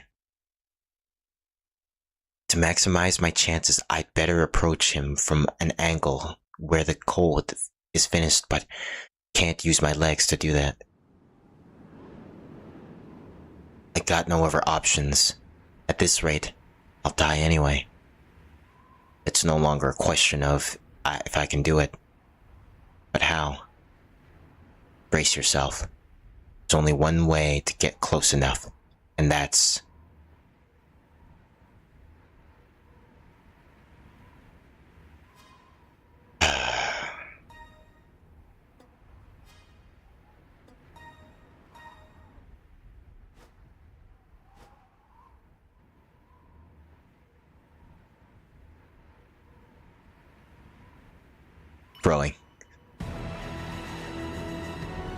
Rowing. Or more accurately, turning me into a human cannonball. The vampire may be on guard, but I still remain all too deadly weapon. This leaves the question of how I'll launch myself in this direction. A question, a simple answer. If my legs won't carry me there, I'll just need to depend on some outside help. I quickly run for Arcud.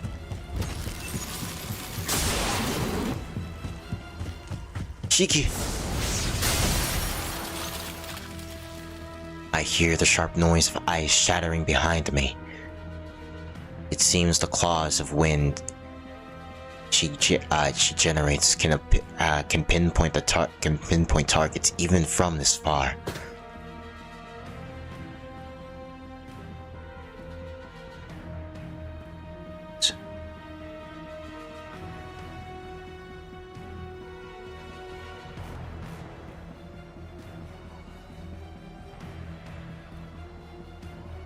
Why did you come this way? Now we're both just one big target for him. Grouping up together like this makes us easy for love. I'm aware of this fact. I know, but I had no other choice. Remember when you threw that rock? I want you to throw me just like that. What? Be precise. I want her to throw me with that.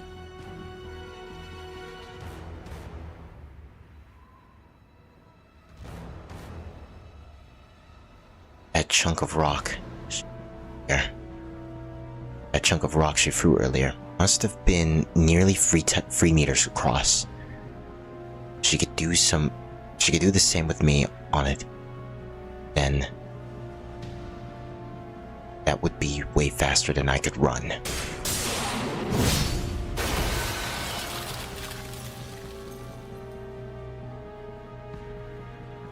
I think I get what you're saying. But aren't you going to fall halfway through?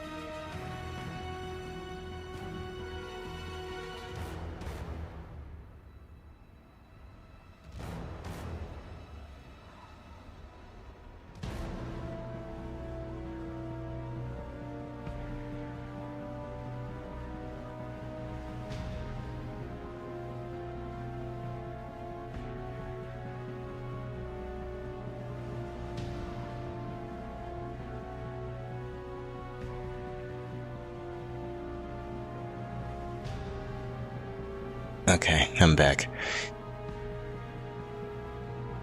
Normally, yeah, but you've got ways to tie people down. Remember? I guess, but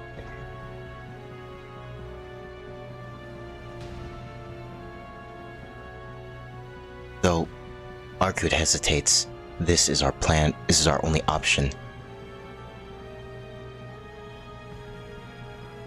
I'll have her tie me to a piece of rubble big enough to hide behind and throw me towards Vlov.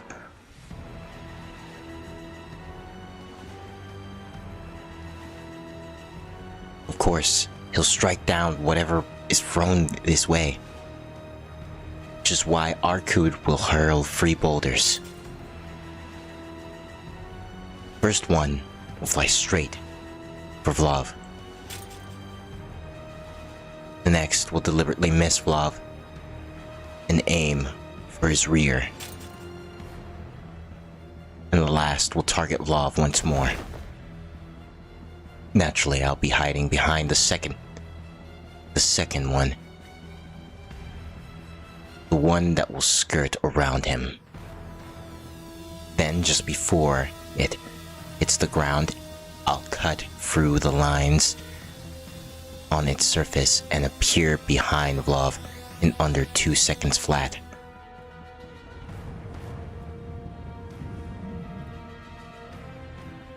Are you sure about this?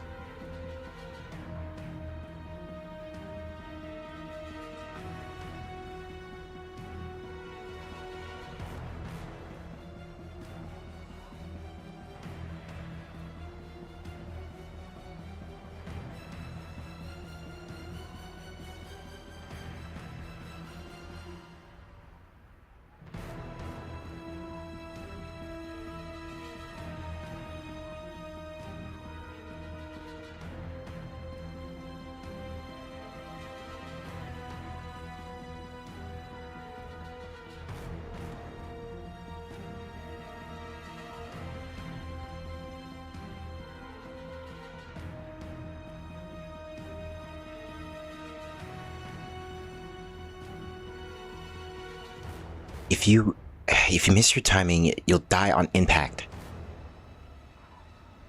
It won't be off. This is the best way for us to kill him. And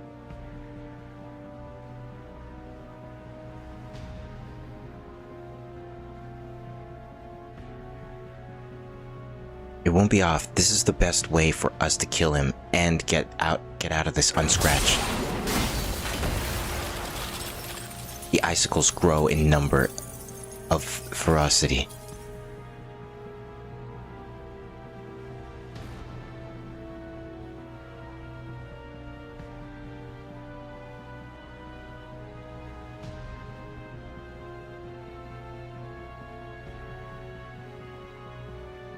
Don't have any more time to waste. Got it.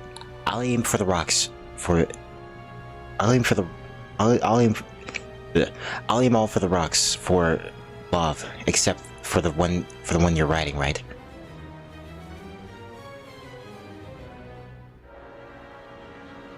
That's right. It should be enough if you can get it to skim past him. I get behind Arkud.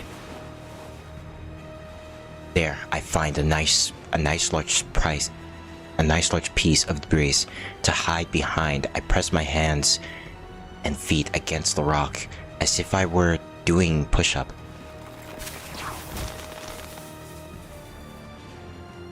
Green ivy from Arkud's fingertips tying me down against my stone.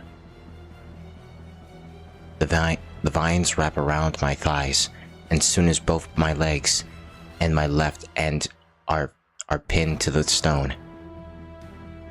The only limb with a pressure of a freedom is my right hand, which is holding the knife.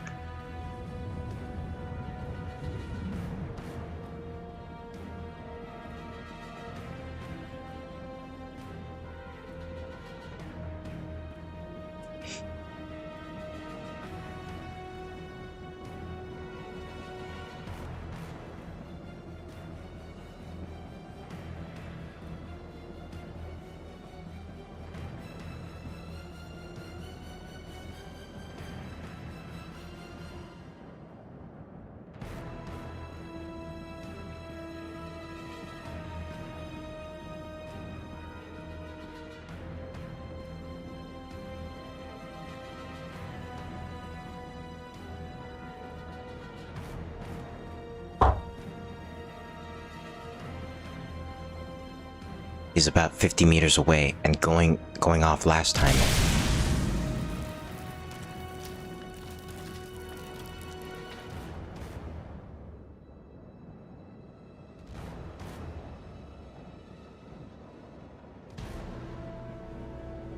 Ark extends both hands, lifting both the regular rubble and take rock. I'm hiding behind into the air.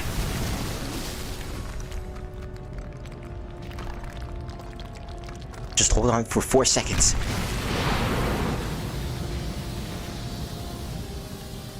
The stone flying through the air must weigh at least a ton. 3 more seconds. As if stubbornly defying all laws of air resistance, the first piece soars directly for Florov's head.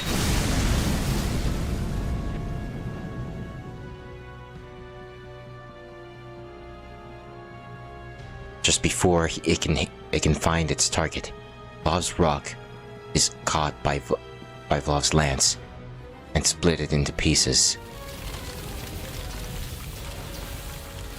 But that's not to say it was completely ineffective. Some of the shattered fragments managed to hit Vlov's body. The damage they caused might not be significant, but it'll be enough to briefly draw his attention. Capitalizing on the moment, my rock sails past his right side, and I dismantle the rock. It immediately becomes intent, ignoring all laws of momentum. My limbs are free to move now. They find purchase on land as I stick to the ground like a lizard does to a wall. In that instant, both my body and my blood again begin to freeze. I can see his back now.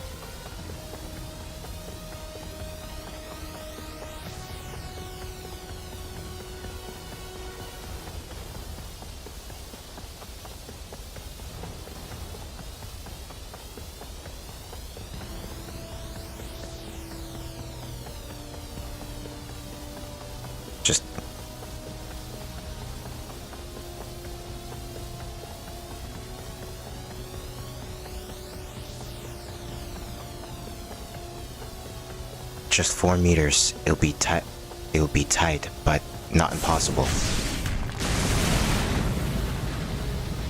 Vlov shatters Arkut's third boulder. 1 second down, 1 meter to go. Just 2 more steps and I'll be within stabbing range of the lines that will end his life. But it's impossible for a human to take the final 2 steps. I can't scream, nor can I feel pain. I'm frozen head to toe. Did he realize I was coming? Or simply out of relax? Countless forms of ice spring up ground. Love to interpret my advance.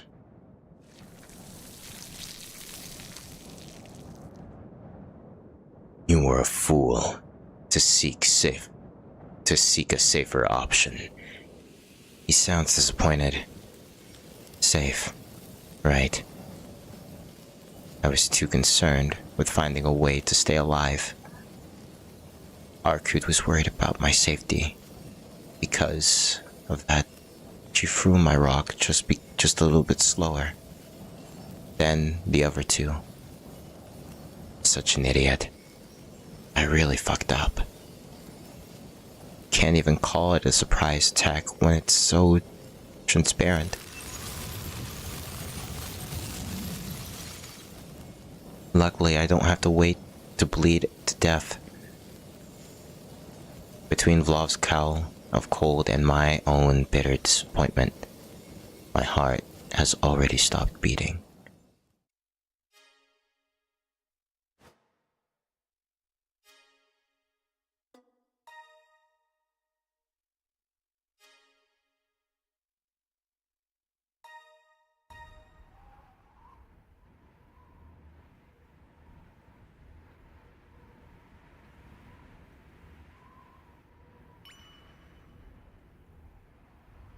Taking flight.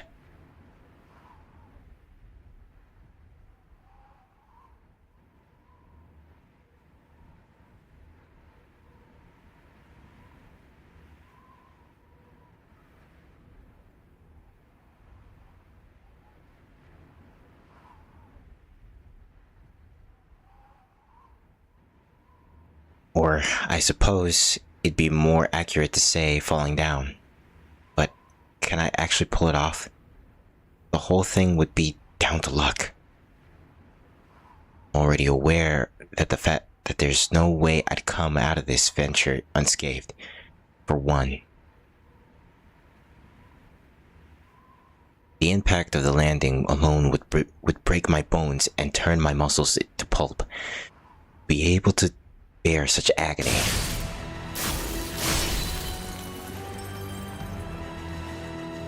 I narrowly sliced through the projectiles as if I were cutting through my own hesitation. Those were a little too close for comfort, but I ought to thank him. The last shot has opened my eyes. I just need to take whatever pain that comes my way. I've never been particularly susceptible to the sting of death to begin with. From now on, I'll tune every last thought to the prospect of killing. I have no doubt that Vlov is already doing the same. I turn around and run toward Arcud. For doing so depletes me of my last reserve of energy. I couldn't take one more step if I tried. My enemy is 50 meters away from me, but that's fine. Horizontal distance doesn't matter here. Hey, Arcud, could you do that thing again? What thing? I quickly explained my plan to her. It's a short explanation. She views me with a total bewilderment, but something about my expression must have convinced her. You know there'll be nothing left in my tank if I put something on that scale, right? Are you sure you still want to do it despite that? Won't be able to run it when it comes down to it.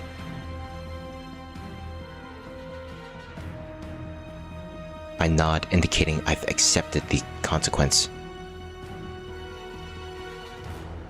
I don't even have the energy to talk, and I'm honestly shocked Arcud was still considering the possibility of escape.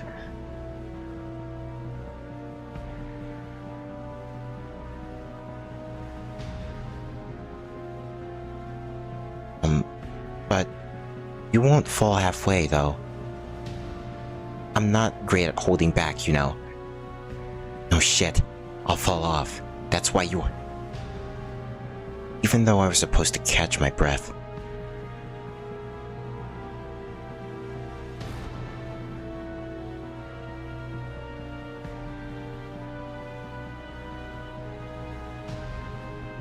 Even though I was supposed to catch my breath, I can't help but yell before getting to my plan. Which is when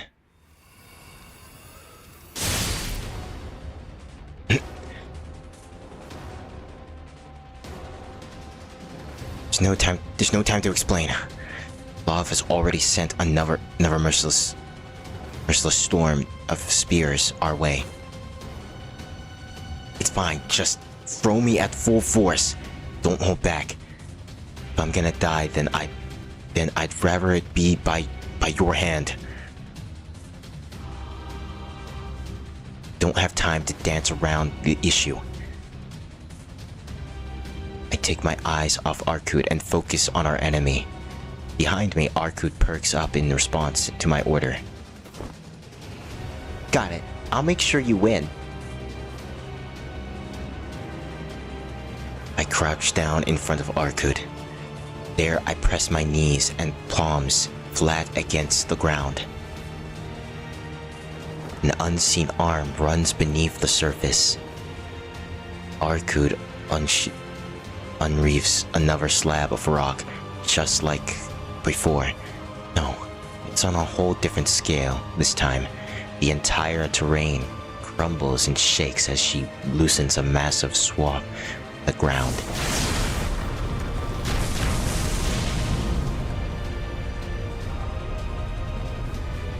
It's an explosion of soil, a veritable upveil of the ground.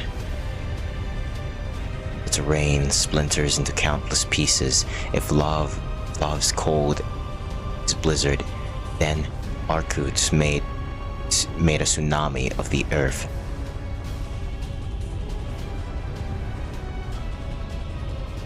Even Vlov's deathly icicles are but droplets splashing against the tidal wave.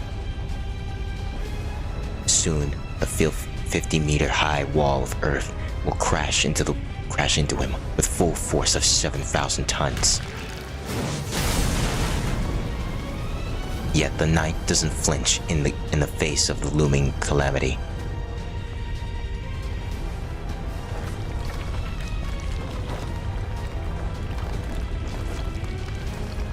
He pierces through the wave of gravel, the thrust of his steel lance.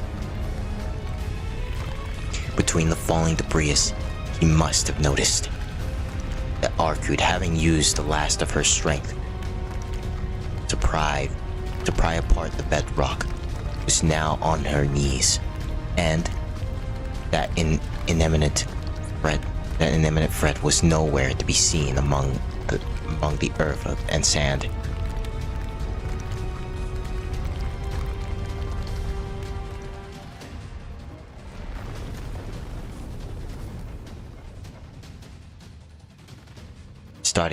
Staring down the towering wave, his instincts returned to him.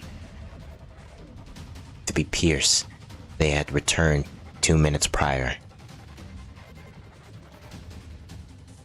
When a lone human forced him into retreat, that which he had thought was forever lost to the cold was rekindled, and he found himself remaining a semblance of his sanity. This human has the means to kill me. I know not how, only that he does.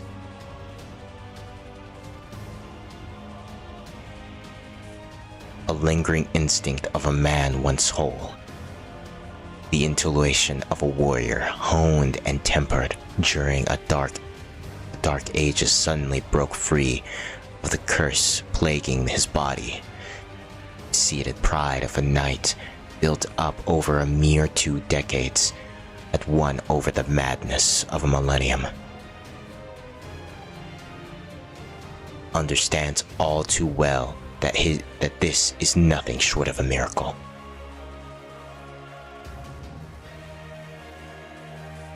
But such things are fleeting. This delusion of the mind will end once he kills the human.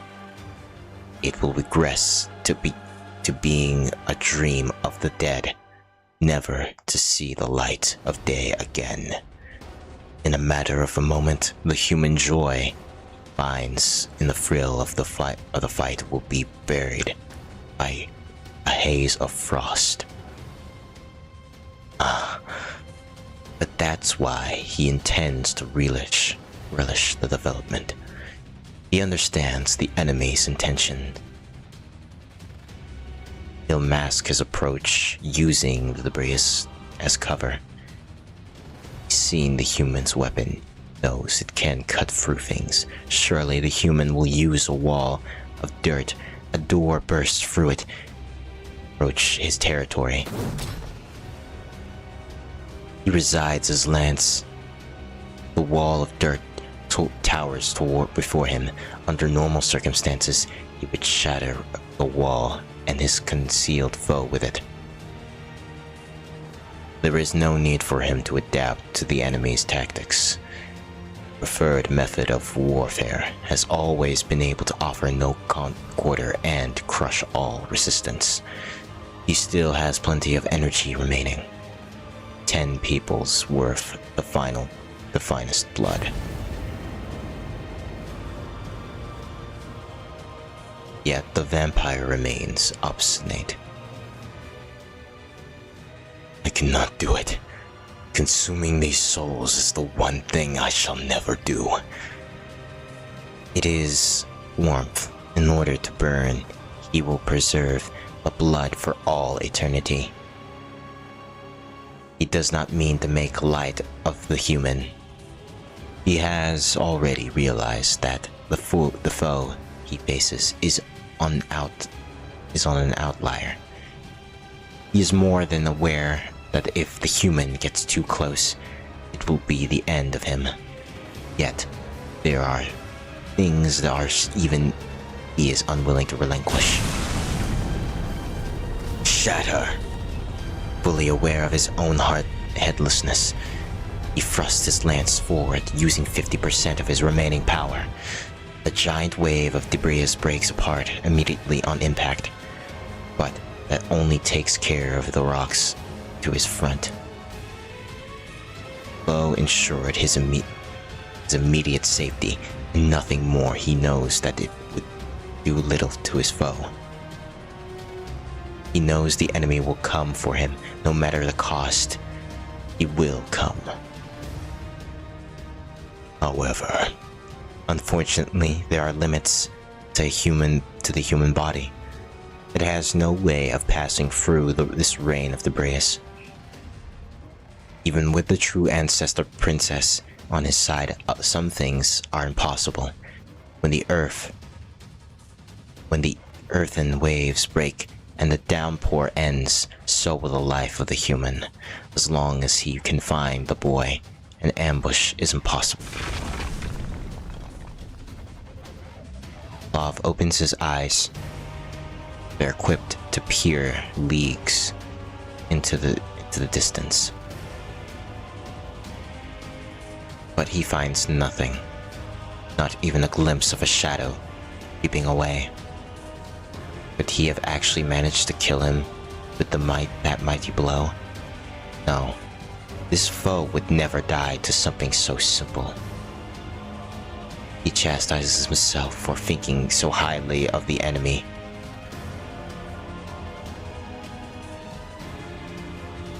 Yet, a deathly cold chill runs down his spine.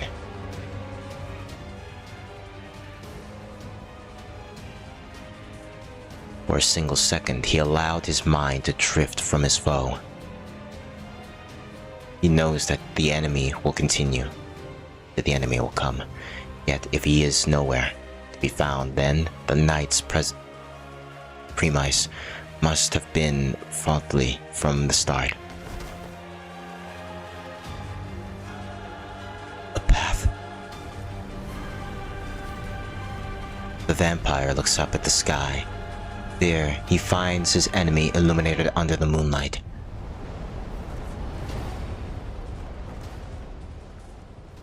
The pale blue ghost lights of the mystic eyes of death perception bear down upon him.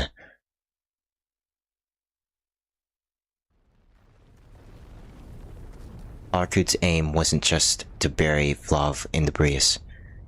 It was to lob this boulder into the air. The one I was strapped to, far out to the vampire's view, and more importantly, above the reach of his cold. 30 meters below me, the tidal wave of Earth is demolished by Vlov. What remains is just him, me, and the vast, open air between us. I steel my nerves as I revisualize the outcome. If I manage to do this, Shikitono will lose both his legs. Even if I survive, I'll never walk again. That certainty crystallizes in my mind's eye. But I don't let that bother me. If I can brace long enough to survive the next 2 seconds, then the result will be well worth it. It only took him a second to find me. While I admire his speed, it'll be 1 second too late.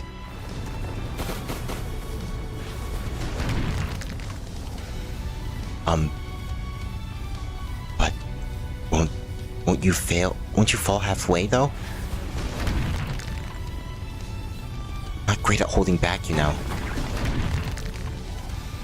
No shit, I'll fall off. That's why you're...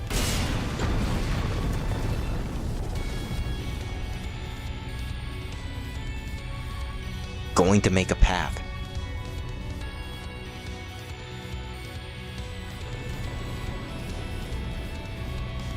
The floating rocks fall into place like puzzle pieces.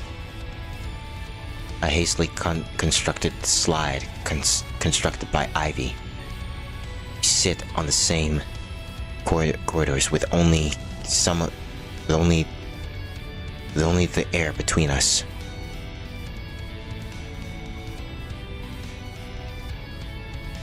Here we go. I can calculate my chances of survival. Before I get started, I can confirm my target. My route is plotted. A one-way path, 30 meters in 2 seconds.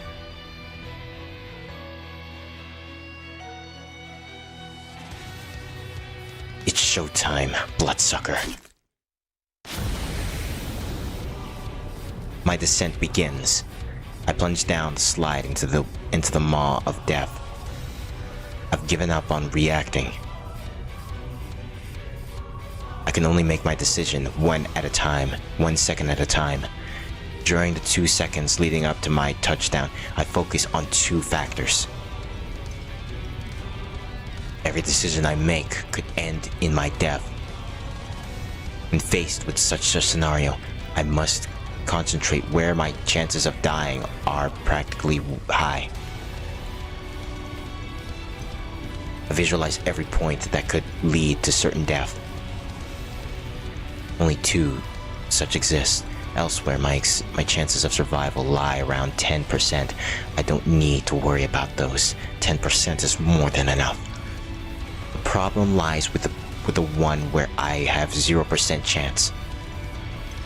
A scenario where I will die, no matter how stealthy I perform, no matter how careful I am.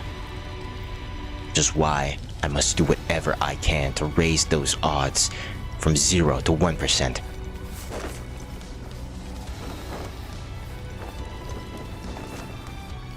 I need to sharpen my senses if I am to overcome these 2 obstacles of death.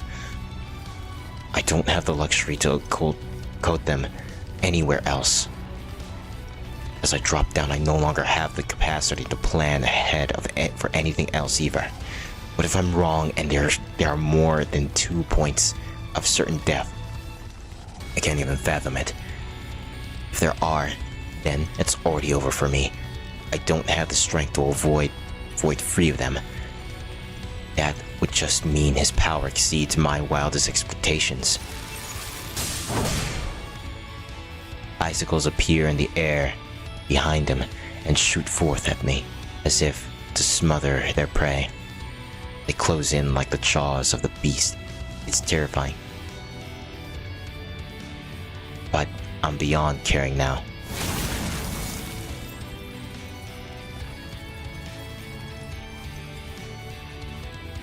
That fear amounts to nothing more than a base animal instinct.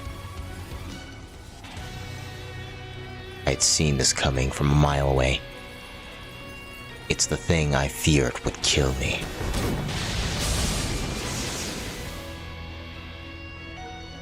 "10 meters. I've passed through the first obstacle. Every last one of my nerves is on fire. My muscles are turned to perfection. I rapidly twist and turn my torso. Even though it should have been impossible for me to change the trajectory of my descent, I managed to somehow do it after calculating the angle of his weapon.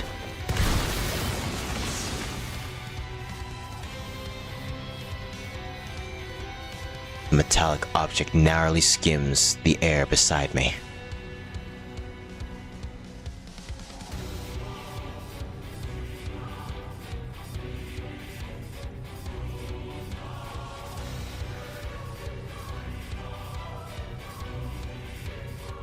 My 0% gamble pays off, and I manage to avert certain death. Only 1 second before I land, it's my victory. He's out of moves. Both obstacles are determined in this span of a second each. Now I have to kill him before my insides are pulverized by the impact of the fall. I don't care what will happen to me afterwards. In the moment, all of my focus is on piercing his line. But if he were to have one more move up his sleeve, stepping outside of my predictions. No, there's no time to think, no time to avoid it. Even if I could change my trajectory at this juncture, I wouldn't waste my time on it. The time of thinking is over. I'm going to die.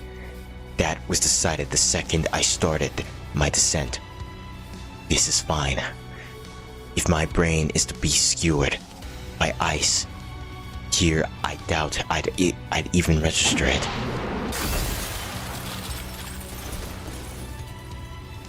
The second obstacle. -100-degree temperature that defies the laws of nature and stops the human body in its tracks. My impulse to brace for a sharing landing, and even my concerns for the sanity of life, are left behind in the skies above. Love.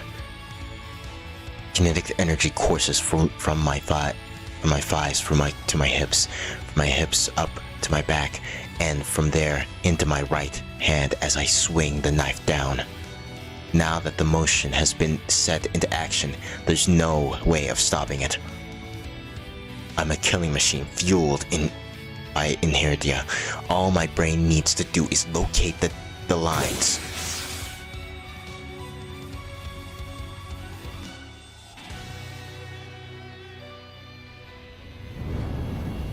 At the center of it all, I see a light, a vortex of swinging atoms, certainty of life's eventual end, a place of pure death that pulls everything inside like a black hole. My brain may have cast out all rational thought, but it still comprehends what it's seeing, sheer instinct. If the lines are what brings death to life, then the core brings death to the origin of its existence. The end of the universe where any creature, be they monster or immortal, can be killed with a simple stab. I can't say I care much for this sudden revelation. My entire body trembles with emotions that run much deeper. Having used his lance already, Vlav unleashes his machete. Releasing my aim, the vampire resides for another counterattack. It's his final move in this game against an underhanded opponent like myself. This man is a real deal, a shining example of his kind. I don't know or care where that bar is set for vampires, but he's a killer, though, through and through. I can't help but despise him. When he was the same before he was vampire. I'm sure he was a knight worthy of envy. Even if not, a shadow of that man remains.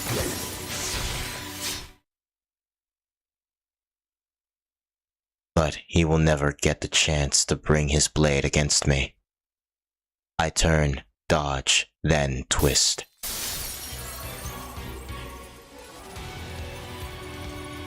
My eyes trace his core.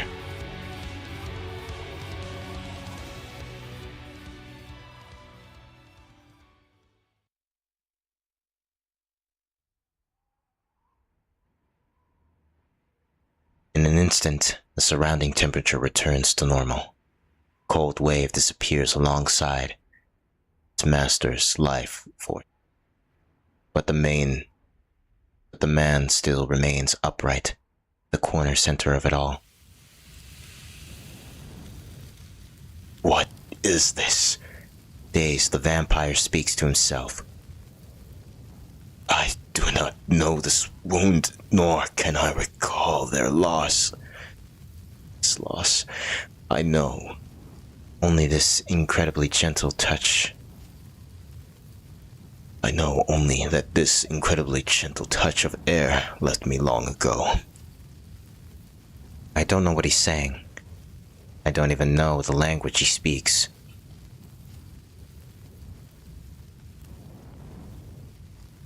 But his tone is gentle, like that of a poet extolling spring.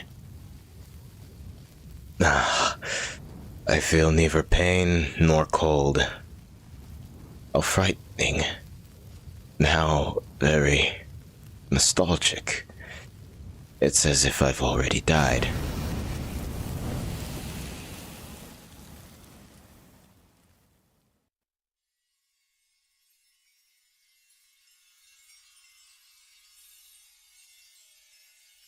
I'm so done. My body drops backwards onto the ground. My heart and lungs cry for joy. It's finally, at long last, I begin breathing normally once again. I can't move either arm.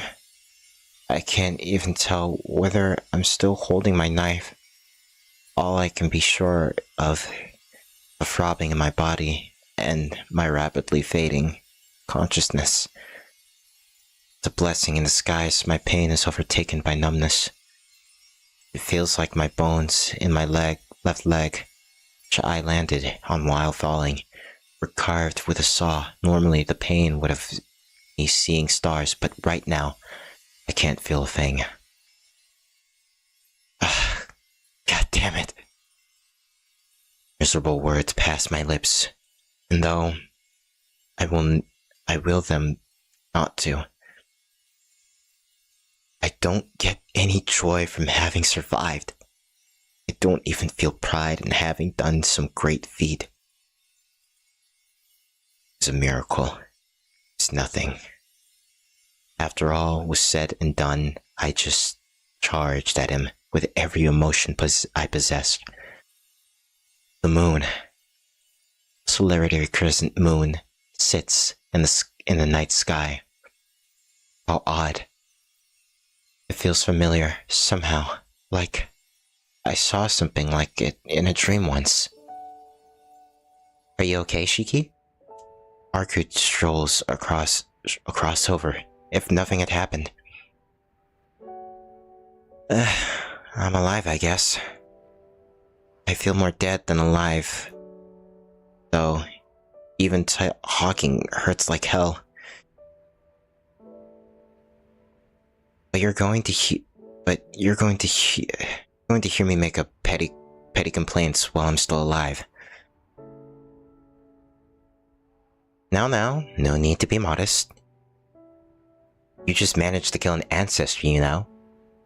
There's no shame in boasting a little. Arkud seems to be happy on my behalf. Even I know that killing Vlav was a significant accomplishment, and yet It's not like I actually did anything. His ice has already decimated the city. The body count will likely eclipse the massacre at the hotel by hundreds, if not thousands. This is my fault. I let it happen again. It's not like anyone died. If it's Vlov's curse you're worried about, I protected everybody. No one died? Hold up. What are you saying? I try filling my body upright, but my left leg screams from the motion. I find myself still on the ground, wincing in pain.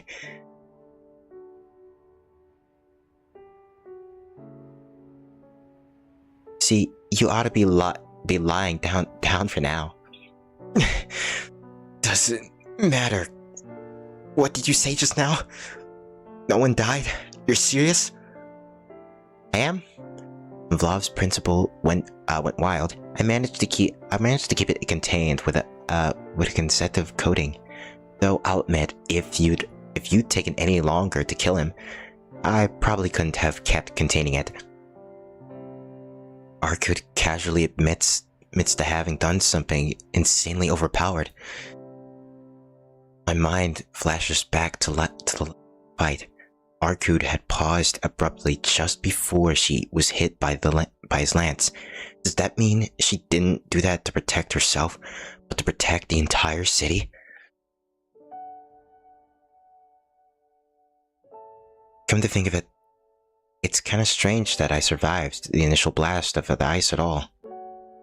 Yet, I was able to keep breathing. Even those Arctic conditions, Arkud must have ensured the rest of the town was able to do the same. And because of it, that happened. This entire time, I was only thinking about myself. Meanwhile, she was selfishly protecting the city. Even when she knew it would leave her at a disadvantage. You idiot. What the hell? Why the hell would you do that?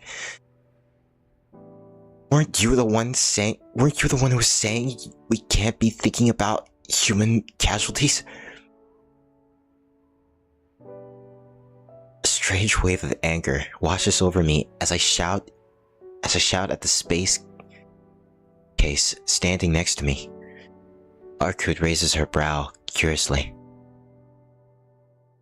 Because you told me that's what you wanted. I said something like that. I said something that idiotic. Seriously? Where? Don't tell me she did it because you're an exception. You're never even drunk blood, so you're fine. You're fine in my book, vampire or not. As long as you don't lay a hand on on humans, I've got no problem with you.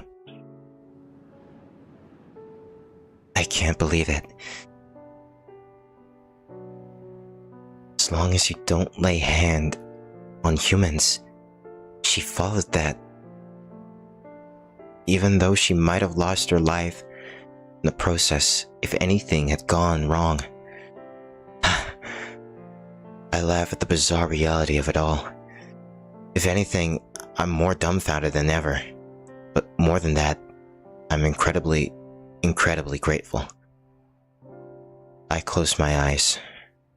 If what she says is true, then I suppose it's fine for me to rest now. My chest, which had been filled with nothing but regret, is now overcome with relief. My consciousness starts to fade away. I forget all about the pain in my leg. I slip into a deep, dreamless slumber. At least, I try to. But Arkud hits me over the head with a loud thwack, forcefully pulling my awareness back to the land of the living. What the hell? You can't. If you fall asleep with a wound like that, it'll be worse when you when you wake up, right? You've got to wait until you close it up. That'd be more efficient. She's right about that. But who's the one who told her that in the first place? Haku, can I be honest with you for a second? Huh? Sure, go on. Stop asking for the impossible, you idiot. This is the end. With that, I've burned through my very last reserves of strength.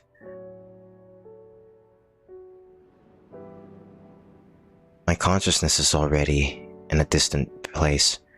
I can hear Arkud making a big fuss at the back of my mind, but I no longer have the energy to open my eyes. Shiki, are you really going to sleep? Yeah. Because I'm tired. Tired enough to drop dead right onto the spot. I'll wake up again tomorrow, I promise. Are you really sure? It's gonna hurt, you know. Are you okay if it doesn't heal? Aren't you going to pass out the second you wake up? You're so loud. Going to sleep so you can do whatever you want. Okay, in that case, should have told me sooner. She sounds bright and cheery. Her tender fingertips feel cool against my already ice-cold skin. It's nice, soothing. The light places the fatigue inside me. Shall I call it the spoils of war? Just the ancestors' husk. Either way, it'll work. I didn't really know how to dispose of it anyway, so it's perfect. What's that squelching noise? Whoa, hold up. What are you smearing on me? Ouch, ow, I can feel my nerves flaring up again. That hurts, it stings. What the hell did you... Just as soon as I lay into her, I'm suddenly hit with a tremendous sense of emptiness. Perhaps my shouting burned through my last supply of fuel. At time, I know I'll fall into...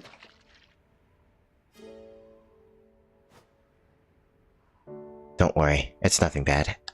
I'm just using it to fill up your wounds. So, really can't do anything about your bones.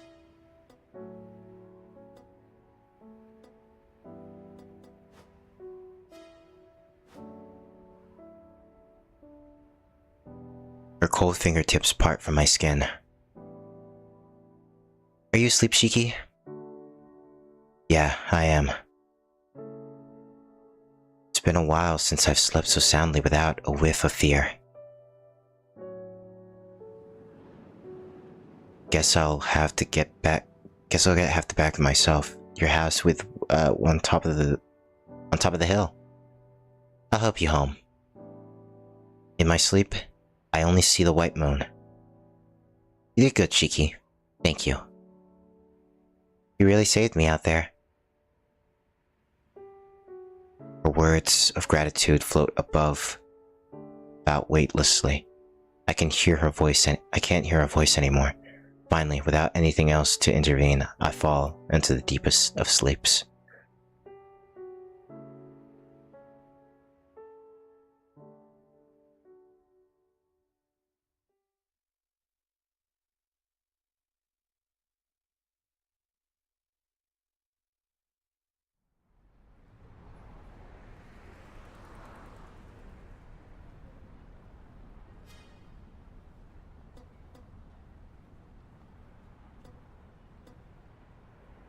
Okay, I'll save here, and then...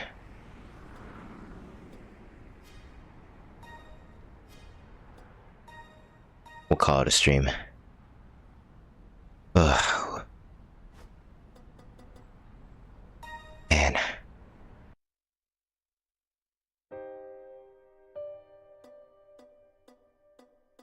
Thank you all for watching, and I'll see you all next time. Bye bye.